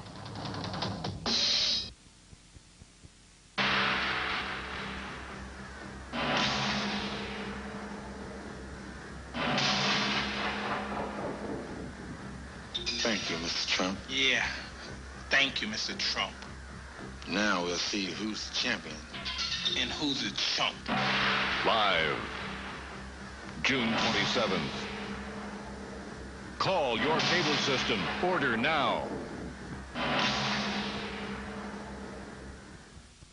Here's Gail Devers from yesterday. You've seen her win the 100 and the 100 hurdles today. And watch this truly talented performer in the long jump of yesterday. Good lift, good extension. It was a wind-aided mark, but over 22 feet. 22 1 3/4. We're back to Noji of the Washington Huskies and that high jump bar. Got it up at 7.5 3/4. Marshall failed from Stanford to clear it a moment ago. Noji with his first attempt. Oh, caught it going up. Noji unsuccessful at 7.5 3/4. Marshall missed a moment ago. Devers yesterday, despite all their records and everything else, winning the long jump, comes back today to win the hurdles for 100, the 100 dash. We're talking about one of the most gifted athletes in the history of women's track and field in this country.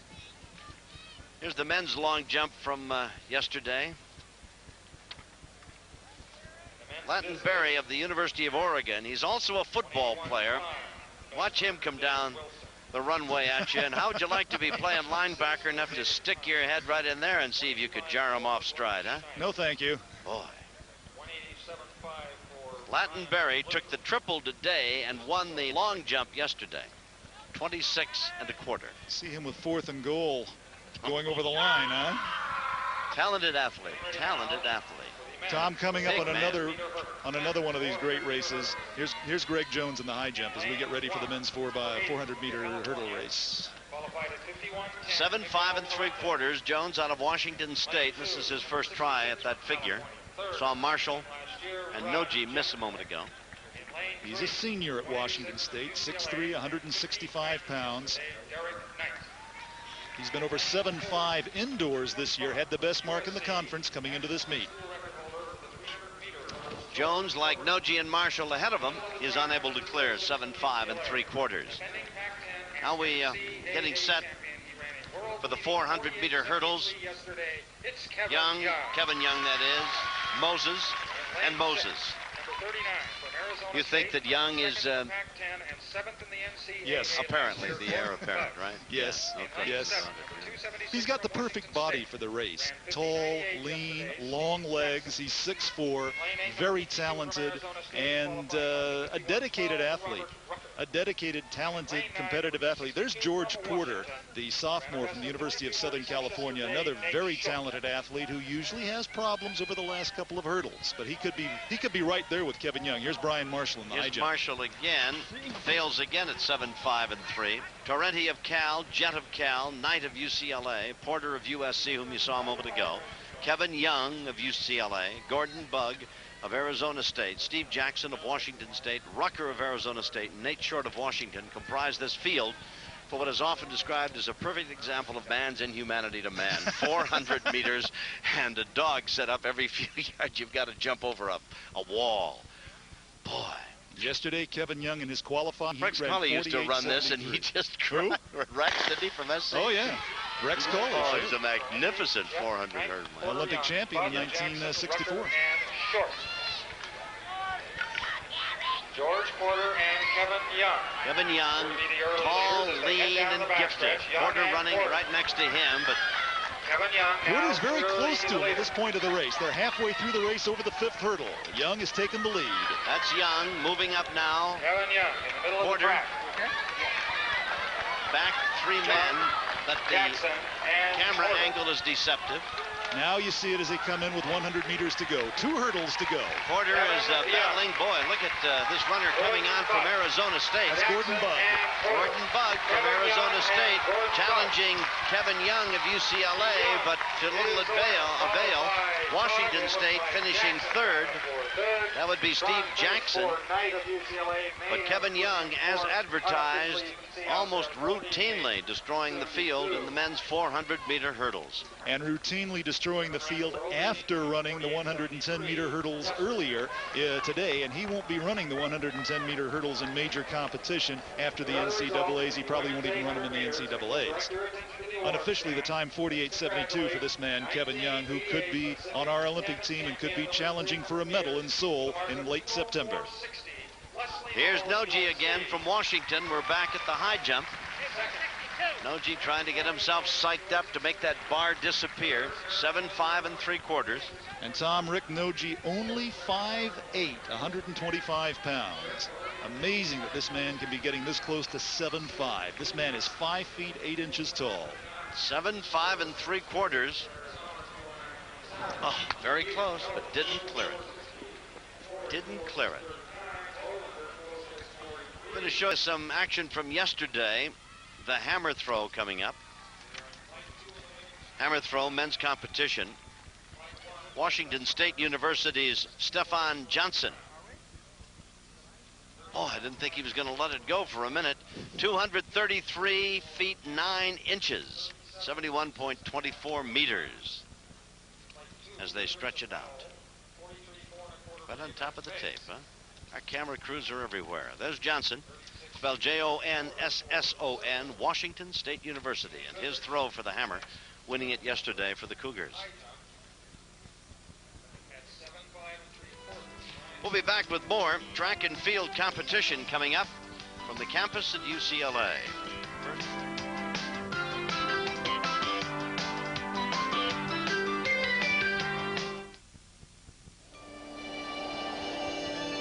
There's always been something special about the West, a bigness that seems to promise a better life.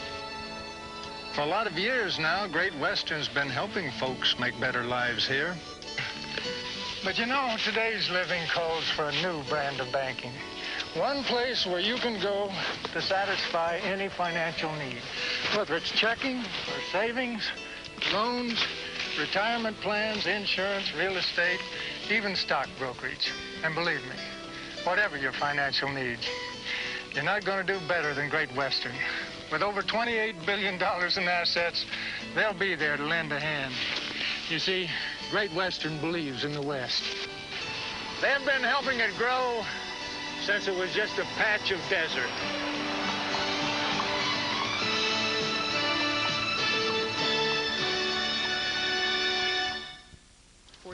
You're looking at the fine crowd on hand, basking in the warm afternoon sun, watching the track and field championships in the Pac-10. Carol Lewis is in the infield with Kevin Young. Let's go to Carol. You know, I was standing out here on the infield, and I heard someone say when the 400-meter hurdles went off, oh, my goodness, there's hurdles in that race also. Yeah. You sometimes feel that way?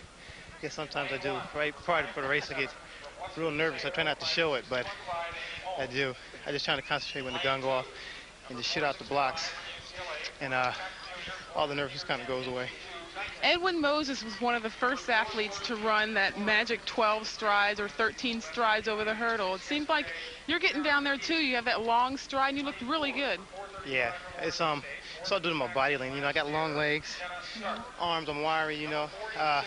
It's my advantage to go 12 the first 2 hurdles, but as I said before, it gets tiring, you know. So in the future I'll be working on my strength so I can go about to the 6th, 7th, and 8th hurdle. But now I'm just gonna work with 12. And wait till I get it down pat. Well, you looked really good, and good luck at the NCAAs and the trials and the rest of the season, Kevin. Thanks. I really appreciate you. Nice young man, Kevin Young with Carol Lewis down in the infield, and very unpretentious, and he may be one of the very best. Maxie. Nawal El Mutawakal. Nawal El Mutawakal, or Mutiwakal as the British call her. She was the Olympic champion in 1984. She's the collegiate record holder from Morocco.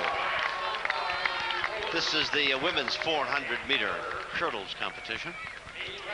And the field is going to include... That's Karen Kellner from USC. She's one of the co-favorites. Also in here is Janeene Vickers from UCLA and Jenna Stark of Oregon State. And Maureen Bookstrand from Arizona, and Sharon McGegley from, Sharon is from Oregon. Beth Vidakovitz from Cal, Choo-Choo Knighton from UCLA, Amy Moore, Washington State, Kim Hodges, Washington State. And Tom, the race should be between 5 and 6. Janeene Vickers, the freshman from UCLA, in 5. Karen Kellner, a junior who's made great progress in this race this year, from USC, in 6. And right now they're leading, Vickers and Kellner. Running in lanes 6 and 5. Now a pretty good move by Bookstrom of Arizona. Running very well. And now Vickers is coming up and going by Kellner, who seems to be having some problems. Bookstrom of Arizona running quite well. State in lane 4. And Jenna Stark. Jenna Stark from Oregon State now, as they even out into the final 3 hurdles, is leading the race. Has taken the lead. Knighton. Choo-Choo Knighton of UCLA. Vickers and Knighton. Choo-Choo Knighton in lane 2. Janeene Vickers.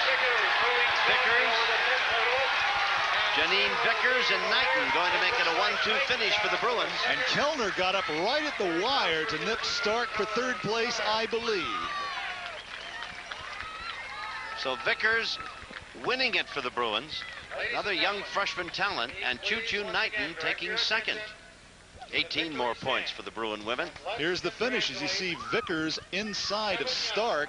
Knighton closer. Vickers going by Jenna Stark.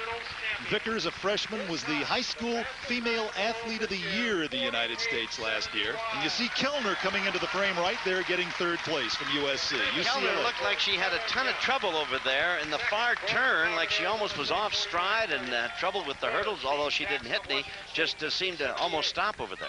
Vickers exhausted after that race. She ran in that 400-meter race, the open 400 meters earlier, and she also ran the sprint relay team. You're right about Kellner. This is the first race, the first year she has concentrated on one race, and they've changed her stride pattern, and she did. She got confused on her stride pattern. I believe that's what happened over there.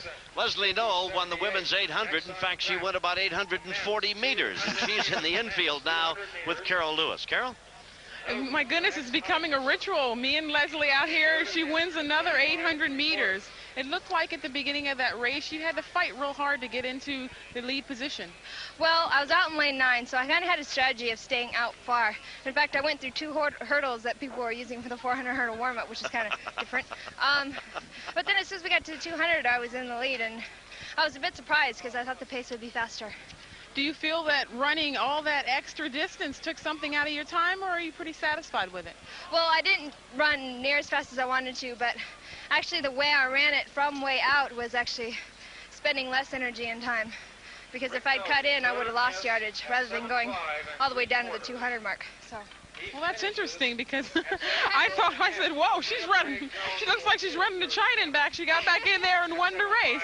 So I guess you taught us all something. Congratulations. Thank you. Bye. Leslie Noll, the young lady from USC who said she had to run around a couple of hurdles they were practicing with over on the far side of the track. She did run a little over 800 meters, no question about it, but ran it quite well and won it rather easily, too, I might add. Coming up now for the men's 200. We're back to the high jump. Competition continues there. This is Jones of Washington State. We're still at 7.5 3/4.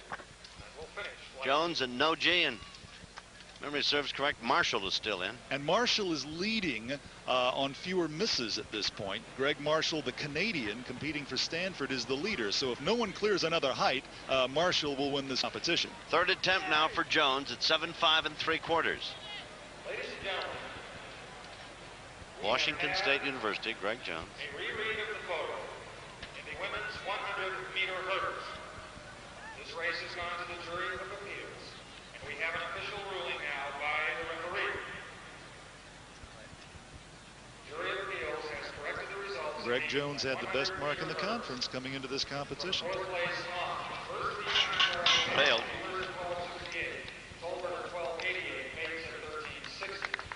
We'll go to the pole vault competition for yesterday, and this young man from the University of Southern California, Lance Betson, really wasn't given much of a chance to win this, and he shocked everybody, not necessarily with his effort of 16.8 3/4, but the fact that he won. One of the big upsets in the competition, of course, Ernie Bullard, the USC coach, was a great pole vaulter himself, and Ernie was very, very happy with this.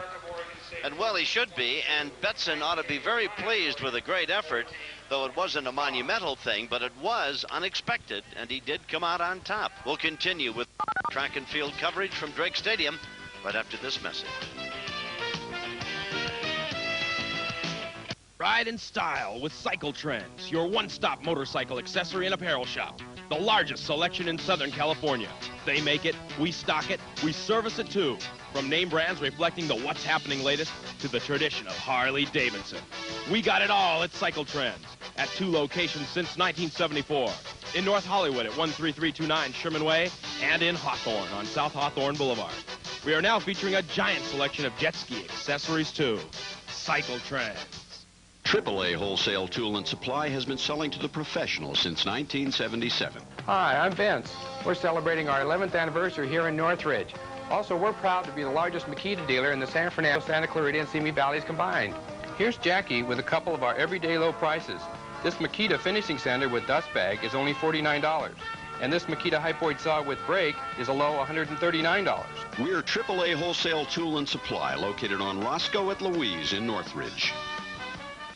1988 Pacific 10 Track and Field Championships are brought to you by Discount Tire Centers. We cut prices, not quality. With 80 locations to serve you, now California's largest independent Michelin dealer. And by Stroh's and Stroh Light. Fire brewed for smooth, consistent taste. Well, the Bruins were heavily favored coming into this Pac-10 Track and Field Championship, both men and women. You see that after 17 events, the UCLA men lead Oregon 115 to 273. Washington State, then Arizona, and USC to round out the top 5. Women's competition, 111 to 99, a bit closer than had been expected. UCLA, though, on top. Arizona State a distant 3rd. The Trojans close at 4th, and Stanford a distant 5th. I'm Tom Kelly along with Vic Holchak, and earlier today we had talked, or Vic had brought up the fact the Big 5 for, including this man right here, Everett, Big 5 for UCLA would be Young and Marsh, Thomas, Lewis, Everett, and they've amassed almost an unbelievable number of points between them. 62 points at this point, those 5 guys. And if Bob Larson's team is to repeat as the NCAA championship team, they're going to depend on those 5. And right now, Tom, as you said, they have scored 62 points by themselves in this meet. How about Gail Devers? 30 points. 30 points, huh? Not bad. No. 200-meter dash getting set. Ed Lovelace of Arizona State University, Henry Thomas of UCLA, Atlee Mahorn of Cal. Marsh of UCLA, Brown of Arizona, Chip Risch of Arizona State University, Bill Ayers of Washington State, Danny Everett, you saw him a moment ago, Bert Fuller from USC, Richard Lovelace from Arizona State University. The young man in question, Everett, will be running out of lane number 5. Chip Risch.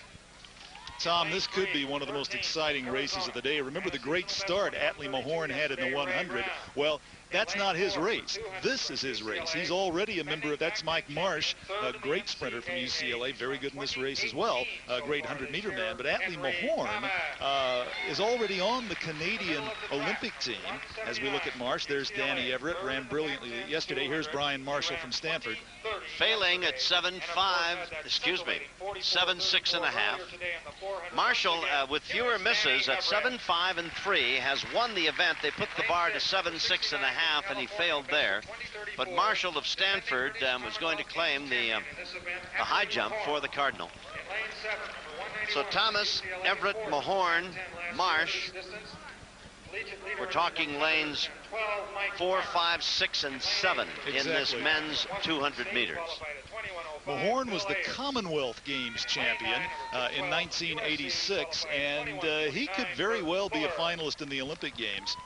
Everett ran a great 200 meters yesterday. Henry Thomas has run 20.18, 2018. That was last week at Occidental in a twilight meet there last Saturday night. There's Mahorn there. Remember now, Everett's the guy you saw outduel Lewis, the young freshman who pushed him as he routinely ran that 400 meters in, what was it, 44-34? That's right. And any one of 4 guys here, Thomas, Everett, Mahorn, or Marsh, could win this race. Did I slip that routinely by you, that 44-34? Oh, it was routine.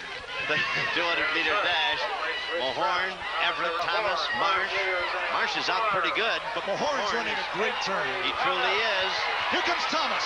Thomas Everett is running in 4th place, but coming on now and overtaking Marsh. Mahorn, Everett with a great closing.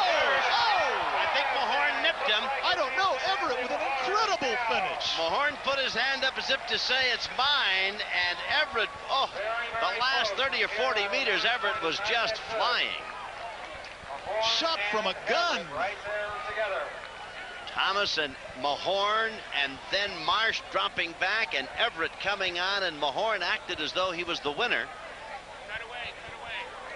Boy, what a race. Watch it again. That's Mahorn in the dark blue and gold. Watch Everett in the middle of the track come on very strong. That's Mahorn and Everett. I believe Mahorn got him, Vic. Well, he may have, but an incredible finish by Danny Everett. Truly.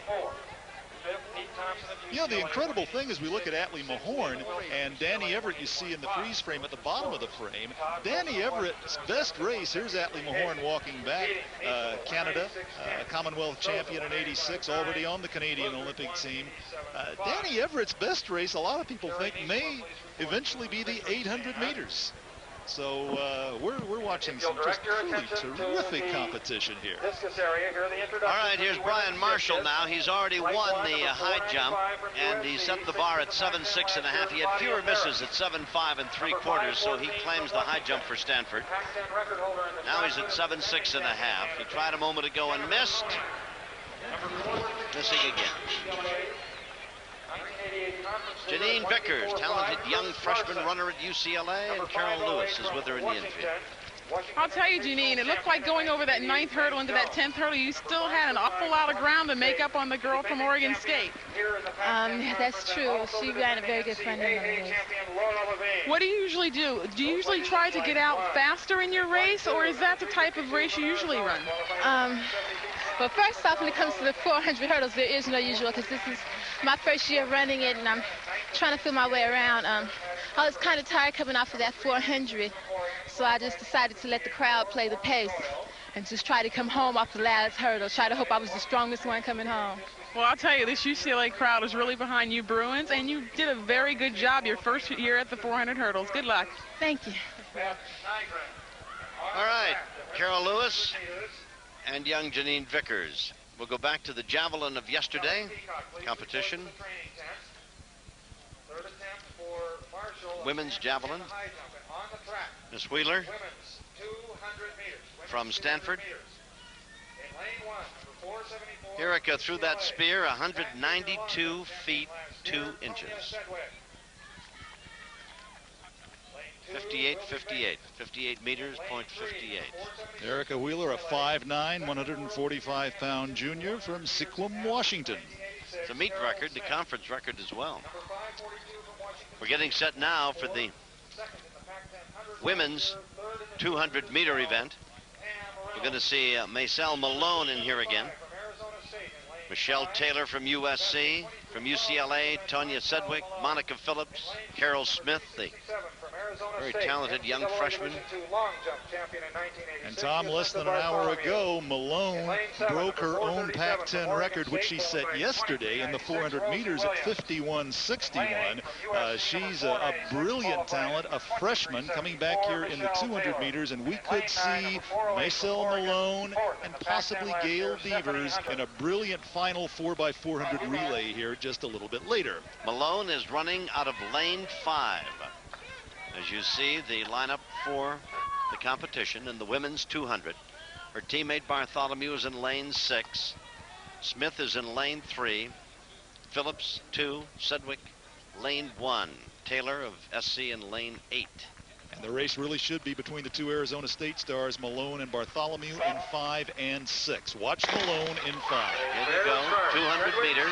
She ran a great turn yesterday, and she's running a great turn here again today. Pam Reynolds of Washington State is out very quickly as well, and that is Malone and Reynolds, and Malone coming up, taking the lead now. Bartholomew is 3rd. Reynolds of Washington State being challenged by Bartholomew, but it's going to be Malone.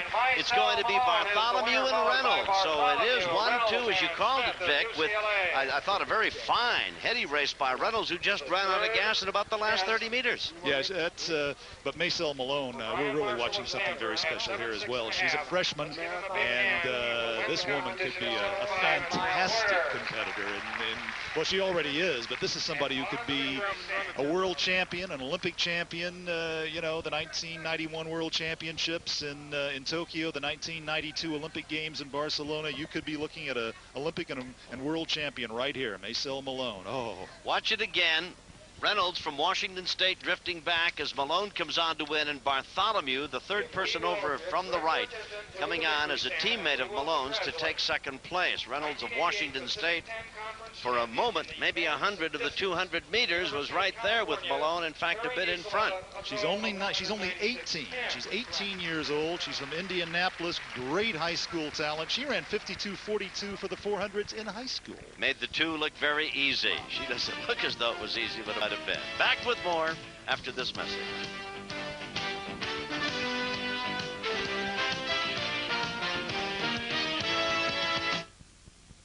Sorry, Alex. You know the rules, buddy. Let me have a steer, Pat. About my monthly tab. Seems really high. No, that's right. Looks high to me. Maybe you shouldn't let your buddy use it. My buddy. Brown hair, wears it long. Is he short? Yeah. Talks funny, too. Woof. Says that a lot. Stroh's, fire brewed for smooth, consistent taste. It's the peanuts right out of the bowl, too. New car shoppers all agree that $10,000 is a lot of cash, and you have a chance to win it. Now, all you have to do is enter the Southern California Chevrolet Dealer Association's $10,000 test drive sweepstakes. There's a winner every 10 days, and there's no obligation, nothing to buy. Just test drive any new Chevy car, truck, or van. So come on in. They're giving away $10,000 every 10 days. Good luck, you guys. Thanks. You'd be crazy not to enter. On a beautiful afternoon, you're watching the finals of the Pac-10 Track and Field Championships from Drake Stadium on the UCLA campus.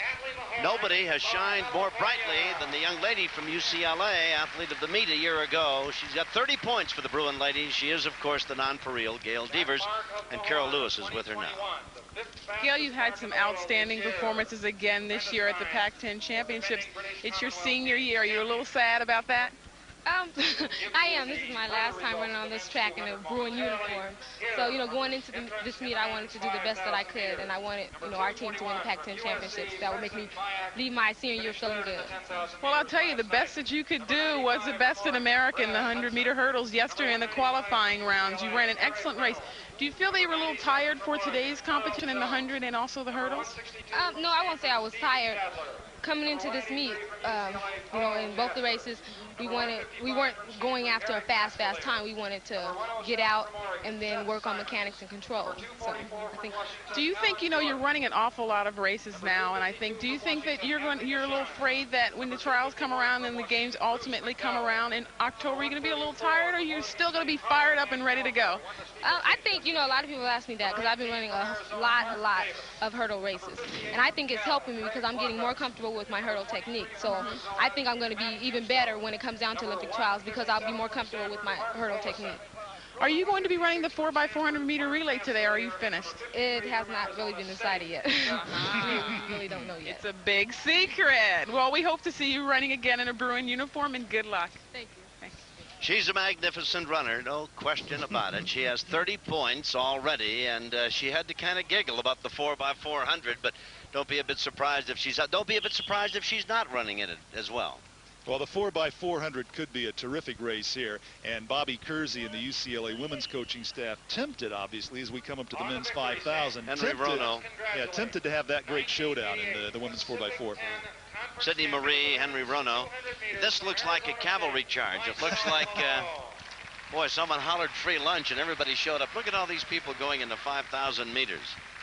Mayak of SC, Hudson of Oregon, Reynolds of UCLA, Jones of Oregon, Shadler of Stanford, Jaspers from UCLA, Mastelier of Stanford, Simmons of Oregon, Hort of Washington, Nasine of Washington, McDowell, Van Kelkar of Oregon State, he was a winner yesterday. Davis of Arizona, Blockhus of Cal, Cousteau of Arizona, Morgan of Arizona, Olison of Stanford, you saw him earlier. Navarrete of Washington State. Some guys, here's Nastelier's brother, Mark. Jeff Smith of Arizona State, 5,000 meters. 12.5 times around the oval 7.5 3/4. Here is Brian Marshall of Stanford. And Tom, as they cross the finish line right here, they will have 12 laps to go. This is imperially, it's 3.1 miles. Out in front for Stanford, that is Shadler, Steve Shadler. And the rest are just kind of all hanging around together, so to speak, about 15 meters behind Shadler. 5,000 meters. Fritzen Mayak from USC, an outstanding runner from Kenya, about 6th or 7th in the race right now. Paul Jaspers from UCLA. Coach Bob Larson hoped that Jaspers would really be. There's Mayak there at the back of that pack. Kelkar is there. He's the Oregon State runner. Won the steeplechase yesterday. 68 seconds flat for Shadler at that 400 Shadler meters. of Stanford University is still out on top. All right, the javelin throw of yesterday.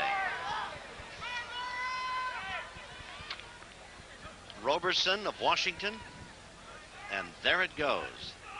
Puts the spear a pretty good way. 2:36.2, still in the air. 11 laps to go for Shadler. Darrell Roberson of Washington, 236 feet 2, winner of the javelin yesterday, taking 10 points for the Huskies. Now that you've seen how to do it, here's our old friend again, Buster Keaton. This is a classic, ladies and gentlemen, one of the great comedic talents of the world. Form leaves a little bit to be desired. Distance wasn't much either. But the only good thing about that was he got rid of it without killing himself. That Shadler of Stanford still out on top, while the field has lengthened out a bit, not nearly as bunched up. It's a lot closer together. Shadler no longer enjoying a 20 or 30 meter lead. 5,000 meters for men, 12.5 times around the oval here at Drake Stadium. And that's Bruce McDowell from Washington, and currently in 2nd place behind Shadler. Arizona runner up there in the number 3 spot from Arizona. Let me see, that'd be Mark Davis, I believe. 2:46 flat. And 10 laps to go, Tom. 2:46 and 10 laps to go. Shadler continues to lead.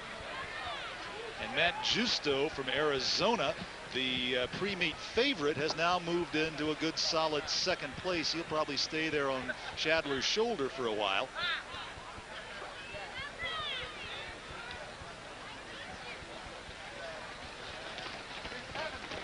Looking at Pona, a winner yesterday 1,200 meters. in the shot, and now you were watching her in the discus. Yesterday in the shot put, a meet record of 55.5 3/4 for Jennifer. She's from Washington. Now you're back to the 5,000 meters, and you're watching Shadler and Justo from Arizona, 1-1, and that's Van Kalkar from Arizona State, from Oregon State. Yeah, steeplechase winner of yesterday, right? That's correct. Yeah. They'll have 9 laps to go. Olesen, by the way, who ran in the 1,500 meters, the Canadian from Stanford, is now in 4th place. You know, the story, of course, one of the background items here of the track and field meet is that Oregon State is going to drop the track and field, which is a shame.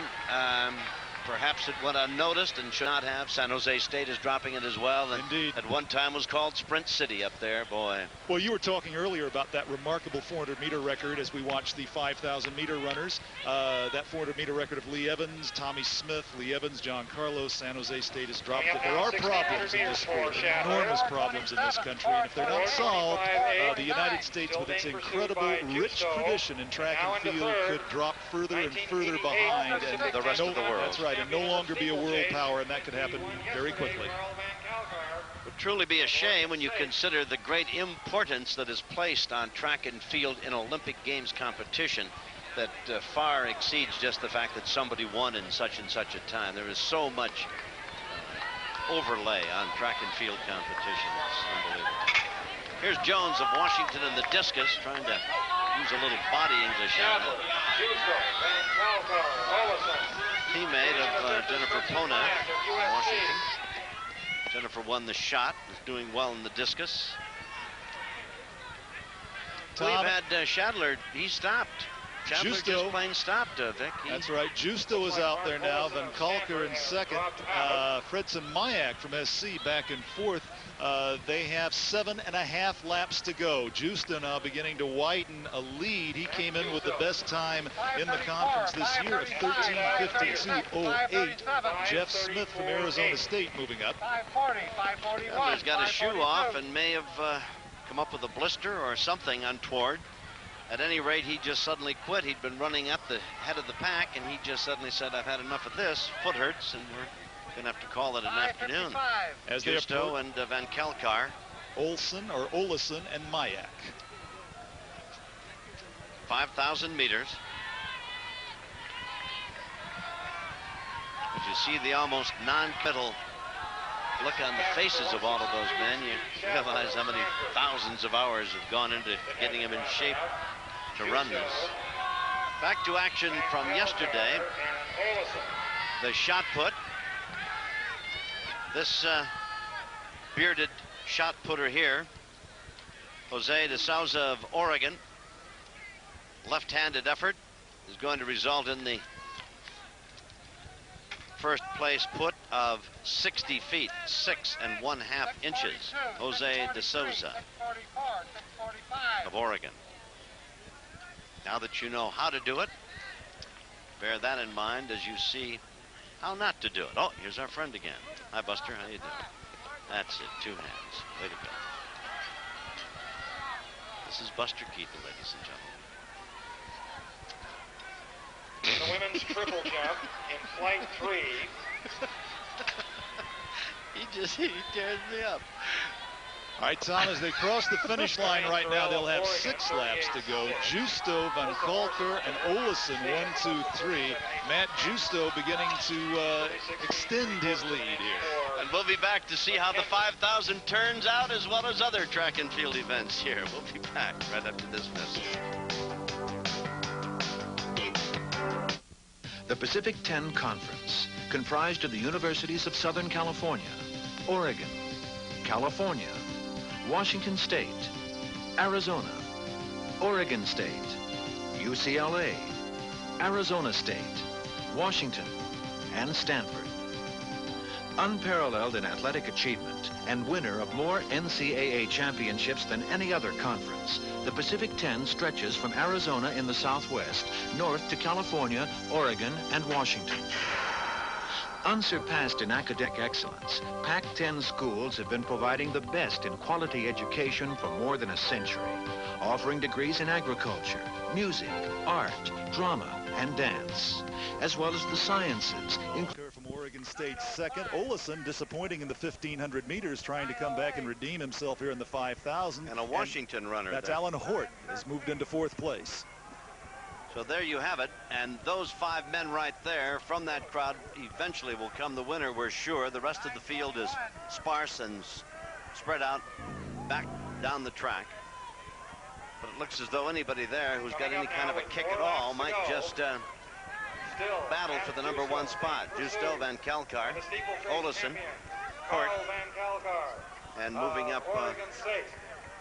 And actually there's a 5th member of that pack now, and that's Mark Mastelier, one of the Mastelier twins from Stanford. So those 5, Justo, Van Kalkar, Olison, Hort, and Mark Mastelier from Stanford. The race will be, as you said, Tom, between those 5. Well, you've got a couple of Cardinal in there. You've got a Husky, and you've got a Wildcat, and you've got a Beaver. USC had a best of 165.5. Justo of Arizona continues to lead. Van Kalkar right behind him. Larson, a best of 185.6. That is the leading throw.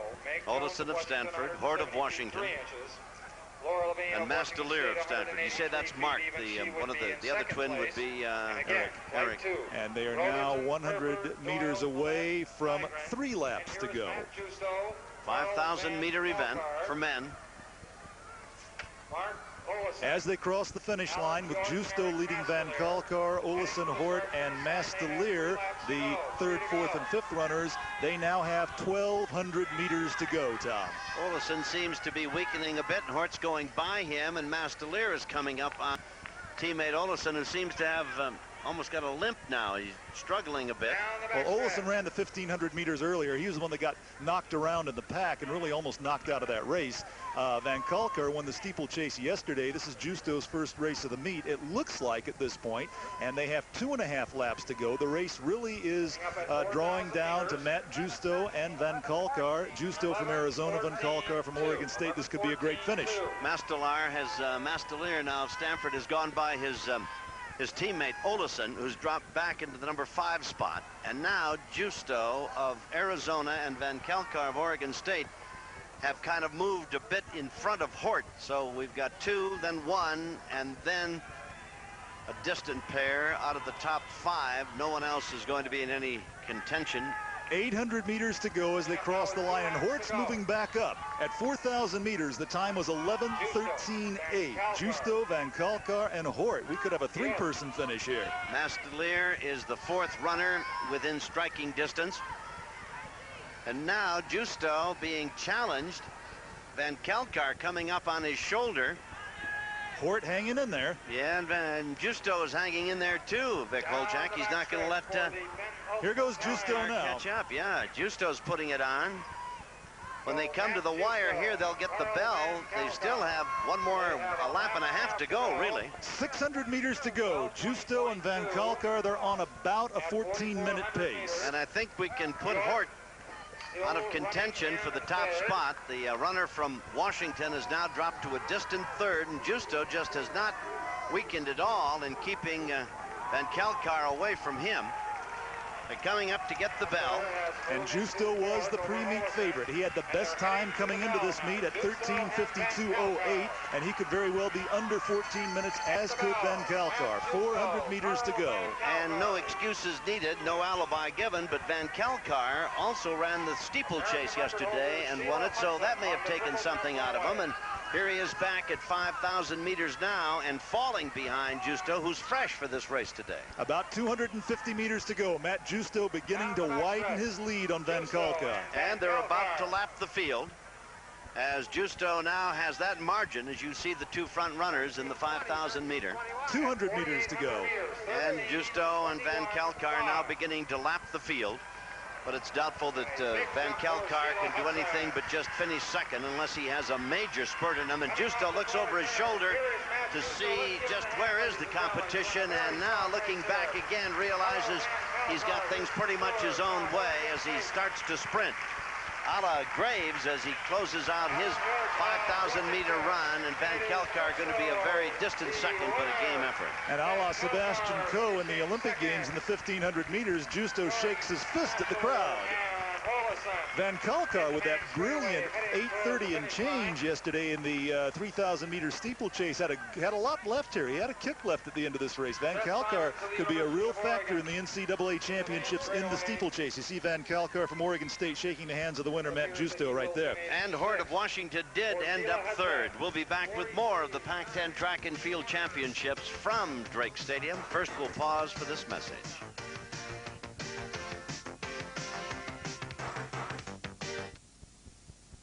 Get set for the biggest sale anywhere. It's Discount Tire Center's giant memorial sale.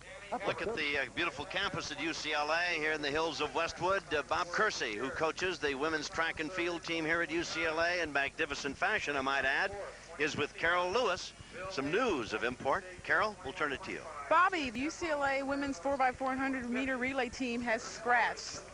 Yes, we have nationals in a couple of weeks, and right now we're leading and it looks like we're going to clinch the meet. So I want to save some legs for NCAAs that's going to be up in Eugene in a couple of weeks. So they're a little tired and they've done a great job, so I figured that's enough. Well, Monica, we heard that Monica Phillips is having a little maybe abdomen trouble. Is it just, you know, something you're concerned about or just want to check it out? Yes, very concerned. Right now, Dr. Otis, our team doctor, took her to the emergency room, and they're going to check her out. As soon as this track meets over, I'm going to go over there and make sure that everything's okay. She cramped up pretty seriously, and they want to make sure to rule out some serious situations. So hopefully she's going to be okay and be back on the track in a short period of time. Well, we all wish her the best, and good luck with your team at the NCAAs. Thank you very much. Thank you. Thanks. Thank you, Carol, and our congratulations to the coach on a magnificent performance here by his athletes. And we're sorry we aren't going to get to see Gail Devers and the rest of the fine Bruin athletes. That'd be Knighton and Phillips and Vickers run in the 4x400, but I think they've proved to you that they are among the very best. This is Oregon's McKinney in the triple jump. Her first attempt. Vic Holchak, I don't know, but from the information you just handed me, I am under the impression that Stanford is also scratched out of the 4x4. Well, it looks like they have, and here's the moment in a meet like this that you really are flying blind up here. The coaches can declare 15 minutes before the race what they're going to do, what order they're going to run in. They've got to stay in the same lanes, but it's almost anybody's guess as we come up on the men's 4x400 who's going to be running where. I see that Mark Wisnowski, an 800-meter runner for UCLA, is down there.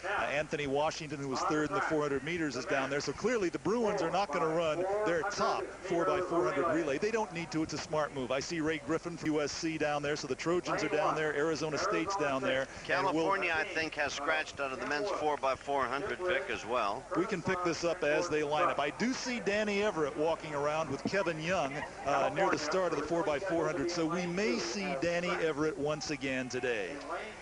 I've been given a list. Check and see if you think this would be possible. Wisnowski, Knight, Washington, and Lewis. Well, Wisnowski and Washington are both down there, as is Danny Everett. So we'll see. Everett was listed and crossed off, and they put in Lewis. So it could be Lewis, Washington, Wisnowski, and Knight for the Bruins in the 4x4. Here's Miss Hudson in the triple jump. She's from California. Women's triple jump in competition. Of the men's 4x400 coming up, the women's 4x400. Ms. Hudson is the current leader, and you'll be watching her now on her second attempt.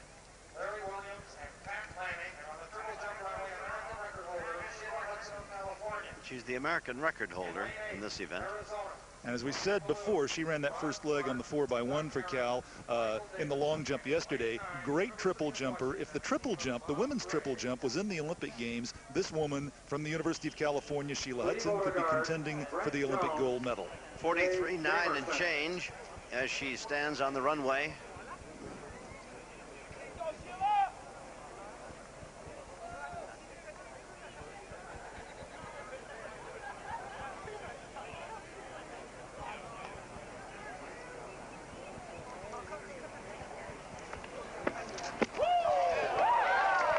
Nice effort, Sheila Hudson from California. Arizona's entered in the men's 4x400. Arizona State. We can scratch Cal, scratch only Cal. Here's Miss Sheila Hudson again.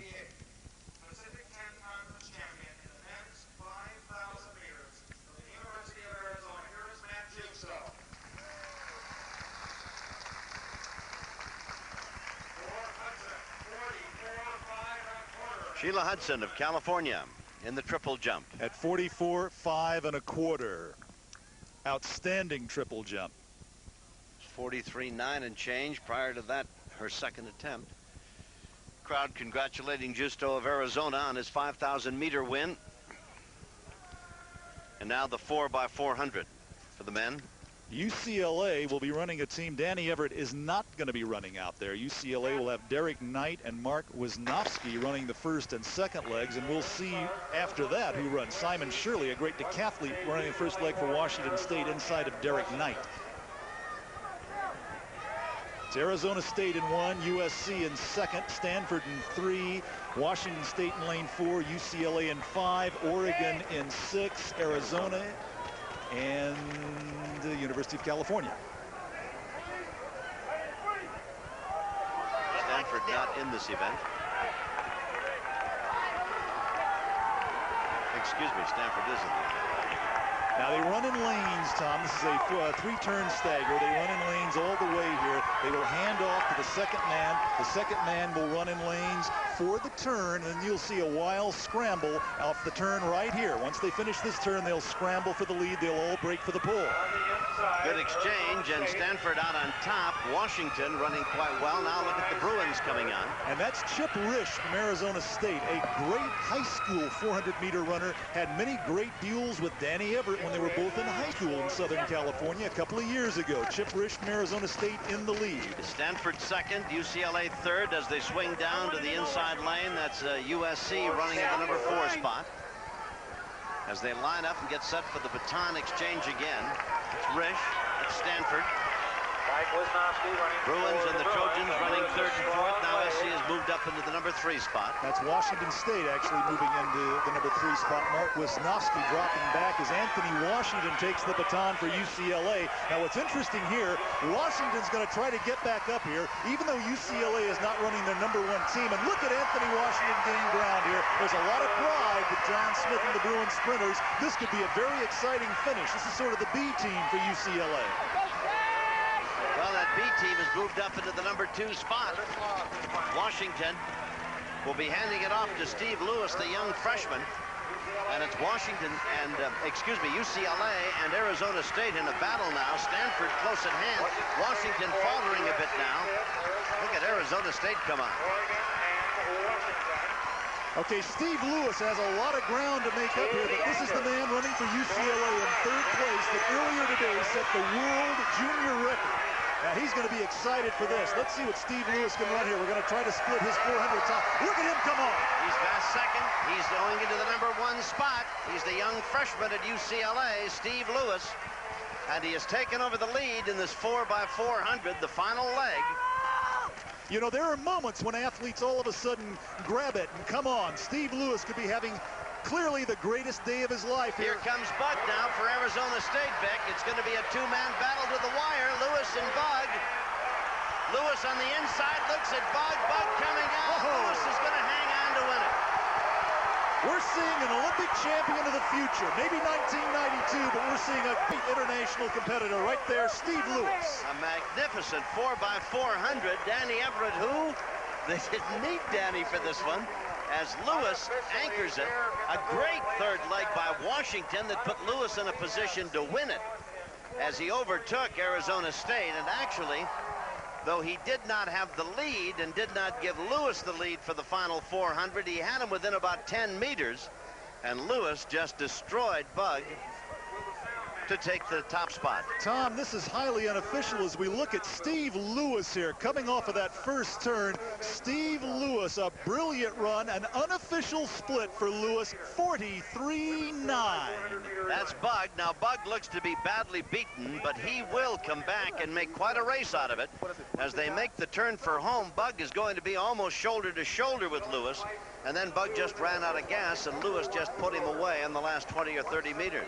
That's Gordon Bug. Yeah, he made a great run at Lewis right here. Oh, Gordon Bug could be a finalist in the NCAA 400-meter hurdles, and Steve Lewis, the former California State High School champion from UCLA, you see him right here trying to hold off the smaller Gordon Bug. Steve Lewis's split once again, Tom. This is unofficial. The man who broke the world junior record in the 400 meters earlier today, 43.9. What a race for Steve Lewis. Oh. And just a freshman.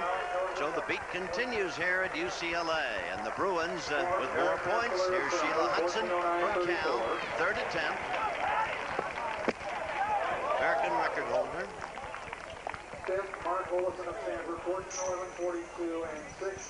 Last time we saw her, she was over 44. We'll get the results of that attempt in a bit. Track and field meet. Pac-10 championships continue after we pause for this message.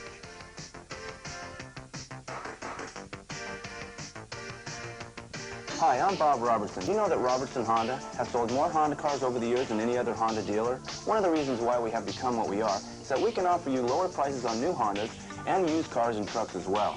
Want proof? At Robertson Honda, you can buy a used car for as low as $19.95. All our used cars are guaranteed in service for your safety. We pride ourselves in preserving our name. Come to Robertson Honda, North Hollywood, the Honda Superstore. Ride in style with Cycle Trends, your one-stop motorcycle accessory and apparel shop. The largest selection in Southern California. They make it, we stock it, we service it too. From name brands reflecting the what's happening latest to the tradition of Harley-Davidson. We got it all at Cycle Trends at 2 locations since 1974. In North Hollywood at 13329 Sherman Way and in Hawthorne on South Hawthorne Boulevard. We are now featuring a giant selection of jet skiing. The form, so be there as the Lakers march on. Jimmy Chase is hooked on country life, where home is safe, the cooking is great, and the neighbors are friendly. We've decided to stay. Jimmy Chase, Funny Farm, rated PG, starts Friday, June 3rd. Tomorrow night, your chance to talk to the big names in sports on It's Your Call, Prime Ticket's new live call-in show. Join Rich Marotta for It's Your Call, Monday, 6:30, Prime Ticket. We have the women's 4x400 coming up, and we've already told you that the UCLA team has been scratched. Phillips, Knighton, Devers, and Vickers will not compete. Tom, the official time for the UCLA men moments ago, 3:05.60. Great time. It's their B team. UCLA has the meet record in the 1600-meter relay. Florida State, the Olympic team mark is 3:18.29. Arizona State will have Holmes, Malone, Bartholomew, and Foster. I would think, Vic, that Arizona State would be extremely difficult to beat in this. Arizona State will be very tough to beat. USC will be trying to improve their seasonal best time. They have Karen Kellner down there. I think Leslie Noll and Noel Chapin are going to run, and I believe Michelle Taylor's down there too. That's so that's correct. A very good team for USC. Taylor's going to run the first leg, and Chapin will get the baton second, Noel third, and the anchor leg by Kohler. Arizona State, whom we think will be the pre-race favorite. First leg run by Holmes, second leg by Malone, Bartholomew the third leg, and Foster will anchor the Arizona State 4x400 relay team. Arizona State will be running in lane 4. University of Southern California will be running in lane 6. Scheduled to run in lane 3, UCLA, and they have scratched. California's in lane 5. Arizona State. Smith, Cole, Cardenas, and Vidakovitz. Leading off for Arizona State is Holmes. That's Tanette Holmes, the leadoff runner for the Sun Devils. Tina Cole, Michelle Taylor will lead off for USC. In lane 6, USC. It's a shame that the Bruins did not put a team in here, because pre-race conversation would have had UCLA and Arizona State in just a real battle. Absolutely, but I think Bobby Kersey, it would have been a great race, but I think Bobby Kersey's very wise. He's got the Nationals coming up, and, you know, lurking in the background of all of this, the Olympic trials and the Olympic Games. Bob Larson, the great UCLA head coach, and we probably haven't said enough about Larson, who's done such a marvelous job. Man's never lost a dual meet, and he may repeat as the NCAA champion this year. Larson, John Smith, Bobby Kersey, Calvin Brown, Art Venegas, Bob Messina, all of the guys working here understand that they've got some real blue-chip athletes here who down the line could be making major strides in their international careers this year. So they're keeping that in mind, and I think Kersey's made a very wise decision. Did we settle on the Magic 5 with over 60 points? We got Greifender working on that. All right. Arizona State running in lane 4. The Trojans in lane 5. Holmes of Arizona, in lane 6. Holmes of Arizona State, the first leg of the 4x400, and Michelle Taylor of USC. Though we don't intend to pick a winner prior to the final finish, while it would appear that those two would be the logical contenders to win this 4x400 relay for the women. Tom, again, it's a 3-turn stagger, so it's a little deceptive as you watch this. Michelle Taylor may not be leading the race. What to watch here is the handoff, because they're running in staggered lanes. They'll continue in the stagger around this turn, then you'll see the break for the pole. And running the second leg for Arizona State, and Arizona State and SC are pretty even now. That's 18-year-old Maicel Malone. Running for the Trojans, Noll Chapin running in the number 2 leg, and Malone is running the number 2 leg for Arizona State, and it's Chapin and Malone coming up on her now. And now Malone comes to the inside and takes the lead, and Chapin is running second. Oregon is running in the number 3 spot. And for Oregon, that is McGahee, I believe. I don't know if I've got the correct lineup there for Oregon. Tom, as they come into the home stretch here, this is Maicel Malone, only 18. When she was 16 2 years ago, she won the U.S. Junior Championship at 100 and 200. She's already had great 400 and 200-meter runs today. We're looking at a champion of the future. Chapin was right with her for a moment. Now Chapin has dropped back, and now getting the baton will be Leslie Noll for the Trojans, and taking it for Arizona State in the number 3 position is Bartholomew. So it's Bartholomew and Noll, and running for Oregon in the number 3 position is Hunter. And Hunter's taken over number 2 now as she goes by Noll. So Hunter of Oregon is running second. In first place, running for Arizona State, is Bartholomew, and Noll of USC is running third.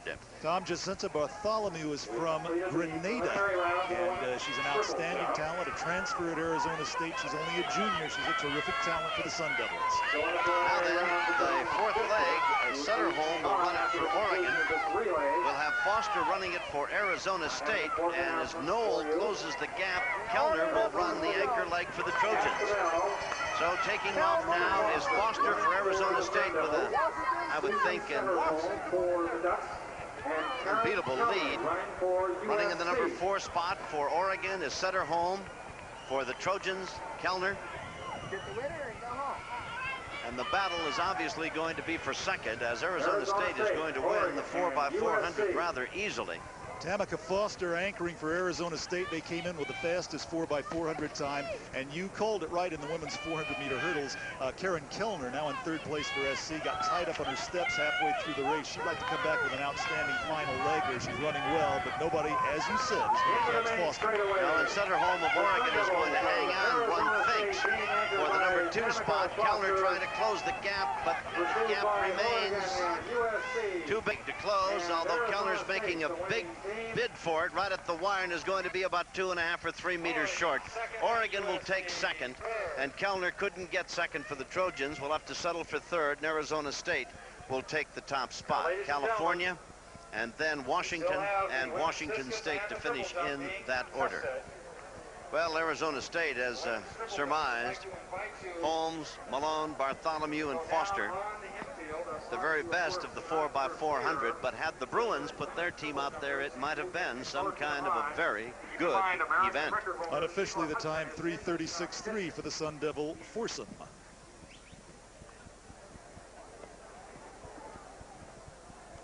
What an afternoon for Maicel Malone. Sort of lost in all the heroics here from the Bruins, but Maicel Malone, only 18 years old. Oh, what a talent she is.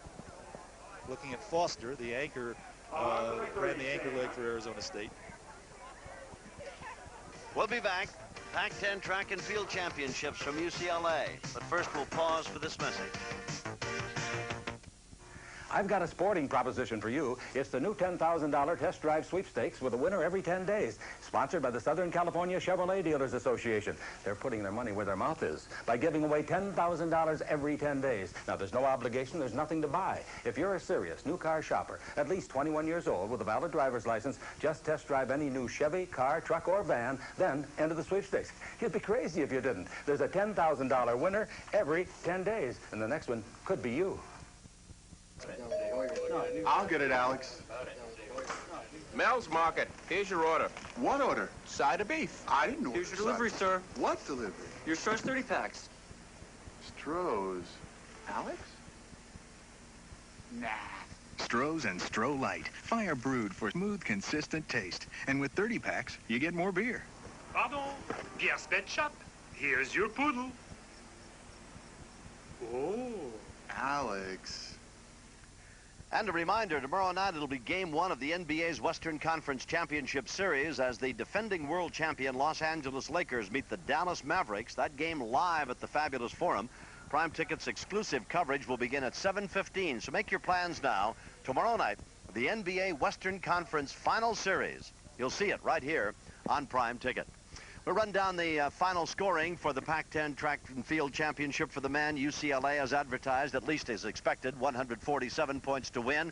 Washington State, a commendable second-place finish, with Oregon, Arizona, and California trailing in that order. The balance of the men's standings, Stanford in 6th place, then USC back by a point, Arizona State, Washington, and Oregon State. On the women's side, as expected, the UCLA women with an overwhelming 143 points, but a very creditable showing by Oregon. Only 37 points back, but 37 nonetheless. Arizona State, USC 4th, Stanford was 5th, and the balance of the women's report, Washington, Arizona, Washington State, California, and Oregon State. Couple of final events we wanted to show you as we take a look at the lady from Washington State. This is Laura Levine, and this is the discus, and she is the defending champion. And with this effort, she defended the championship in fine fashion and picked up first place for Washington State. Her throw 186 feet and 2 inches. And in the final event, the lady who won the opening event, this is Wendy Brown from the University of Southern California in the triple jump. With this effort, claimed that championship for herself and for the Lady Trojans. Interesting to note, as she, and we watch her in this winning triple jump, was also the heptathlon winner, and that was the opening event for the Pac-10 Track and Field Championships this week at Drake Stadium on the UCLA campus. 44 feet and 7 inches. I'm Tom Kelly along with Vic Holchak. We'll hear from Carol Lewis in just a moment. Some magnificent performances. Now you're just chomping at the bit to talk about Everett and about Gail Devers and about Steve Lewis and those magnificent runs and those great records. Well, UCLA came into this, Tom, the prohibitive favorites on both the men's and the women's side, and they didn't disappoint. The Bruin women, magnificent. Gail Devers yesterday had that American record in the 100-meter hurdles, 12:61. She came back today with a 12:68, an outstanding time, won the 100-meter dash in 11:05 into a headwind. She won that, set the meet record there. She was the athlete of the meet on the women's side, also won the long jump yesterday. Brilliant day for Gail Devers. On the men's side, Danny Everett with a time of 44:34 in the 400 meters. That makes him the 4th fastest American man of all time in the 400 meters. It's the fastest time in the world this year. Steve Lewis, the freshman from UCLA, set the world junior record in that race at 44:65. But the most brilliant moment of the entire meet may have been Danny Everett's final 20 meters in the 200 meters. He just missed catching Atlee Mahorn from California, but Danny Everett has established himself as a real threat to win the gold medal in the Olympic Games in the 400 meters in Seoul in late September. Aside from Miss Devers on the distaff side, Hand of Oregon and Graves of Oregon, double winners and magnificent performances. Yes. Let's go to a magnificent track and field performer in her own right, Carol Lewis. Carol, what did you think of the meet? And turned out the way we expected, I guess, huh? I think I was really impressed with some of the young talent like Janeene Vickers and, of course, Steve Lewis. He ran an excellent anchor leg on that 4x400 meter relay. One thing I was impressed with, when he took that baton, it looked like he said, hey, no problem, I'm going to catch this guy. And he just went out there like he was a senior or a person that's out of school. Also, we have some of the oldies but goodies, as you've mentioned earlier. Gail Devers, of course, was excellent. Annette Hand was a good performer also today. So I think all around, there's also performers such as Mike Marsh. They had some great performances, and I think we're really looking forward to an excellent NCAA meet. Indeed, the NCAAs will be in Eugene, Oregon, and Vic, maybe the Ducks will feel a bit better about things up there, but from the looks of it, what the Big Five get today? 90 points? 82 points. And Gail Devers had 30. I don't think the entire world is going to beat this UCLA team for the NCAA title. Bob Larson's men's team, Bobby Kersey's women's team, very, very strong. UCLA, the favorite, probably in both. Well, to the victors go the spoils, and of course the award ceremony, and for Coach Kersey it's getting to be a regular thing. There he is with Gail Devers. She was named athlete of the meet, and then Kersey gets dunked. His team throws a bunch of perhaps Kool-Aid on him, who knows what, and he staggers about a bit wondering why me, and Gail Devers is having a big laugh at his expense. Now Miss Devers, the athlete of the meet, stands and gets the award, and here comes Coach Kersey. What goes around comes around, and Gail gets dunked, and then a bit of horseplay between the coach and his star track and field performer. So the Bruins win it as expected, and they certainly lived up to advanced billing. Overwhelmingly victors on both the men's side and the women's side. And we'll be back with a final comment, but right now we want you to watch and take a look at all of the Pac-10 conference champions for this past week. Here they are.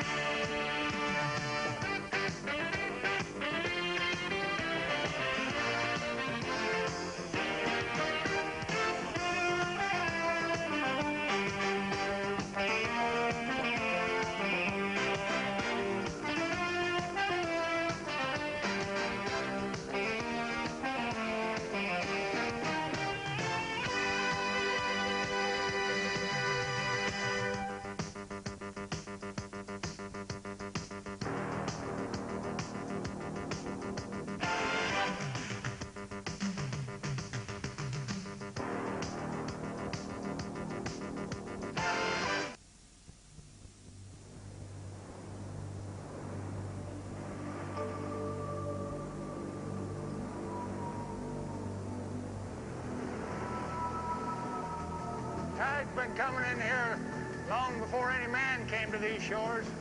But these mighty rocks stand fast, big and strong. Well, that's the kind of strength folks have been counting on for over 100 years with Great Western. You see, Great Western's built on a solid base of over $28 billion in assets and backed by the security of federal insurance. So if you want a bank that'll make your money grow safely, come to Great Western Bank. We'll be standing big and strong, no matter how the tides change.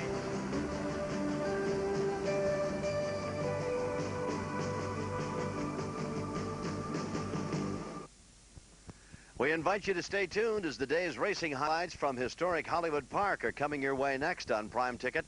For now, along with Carol Lewis and Vic Holchak, I'm Tom Kelly, thanking you for being with us for the 1988 Pac-10 Track and Field Championships. And from UCLA, to all of you, a pleasant good evening.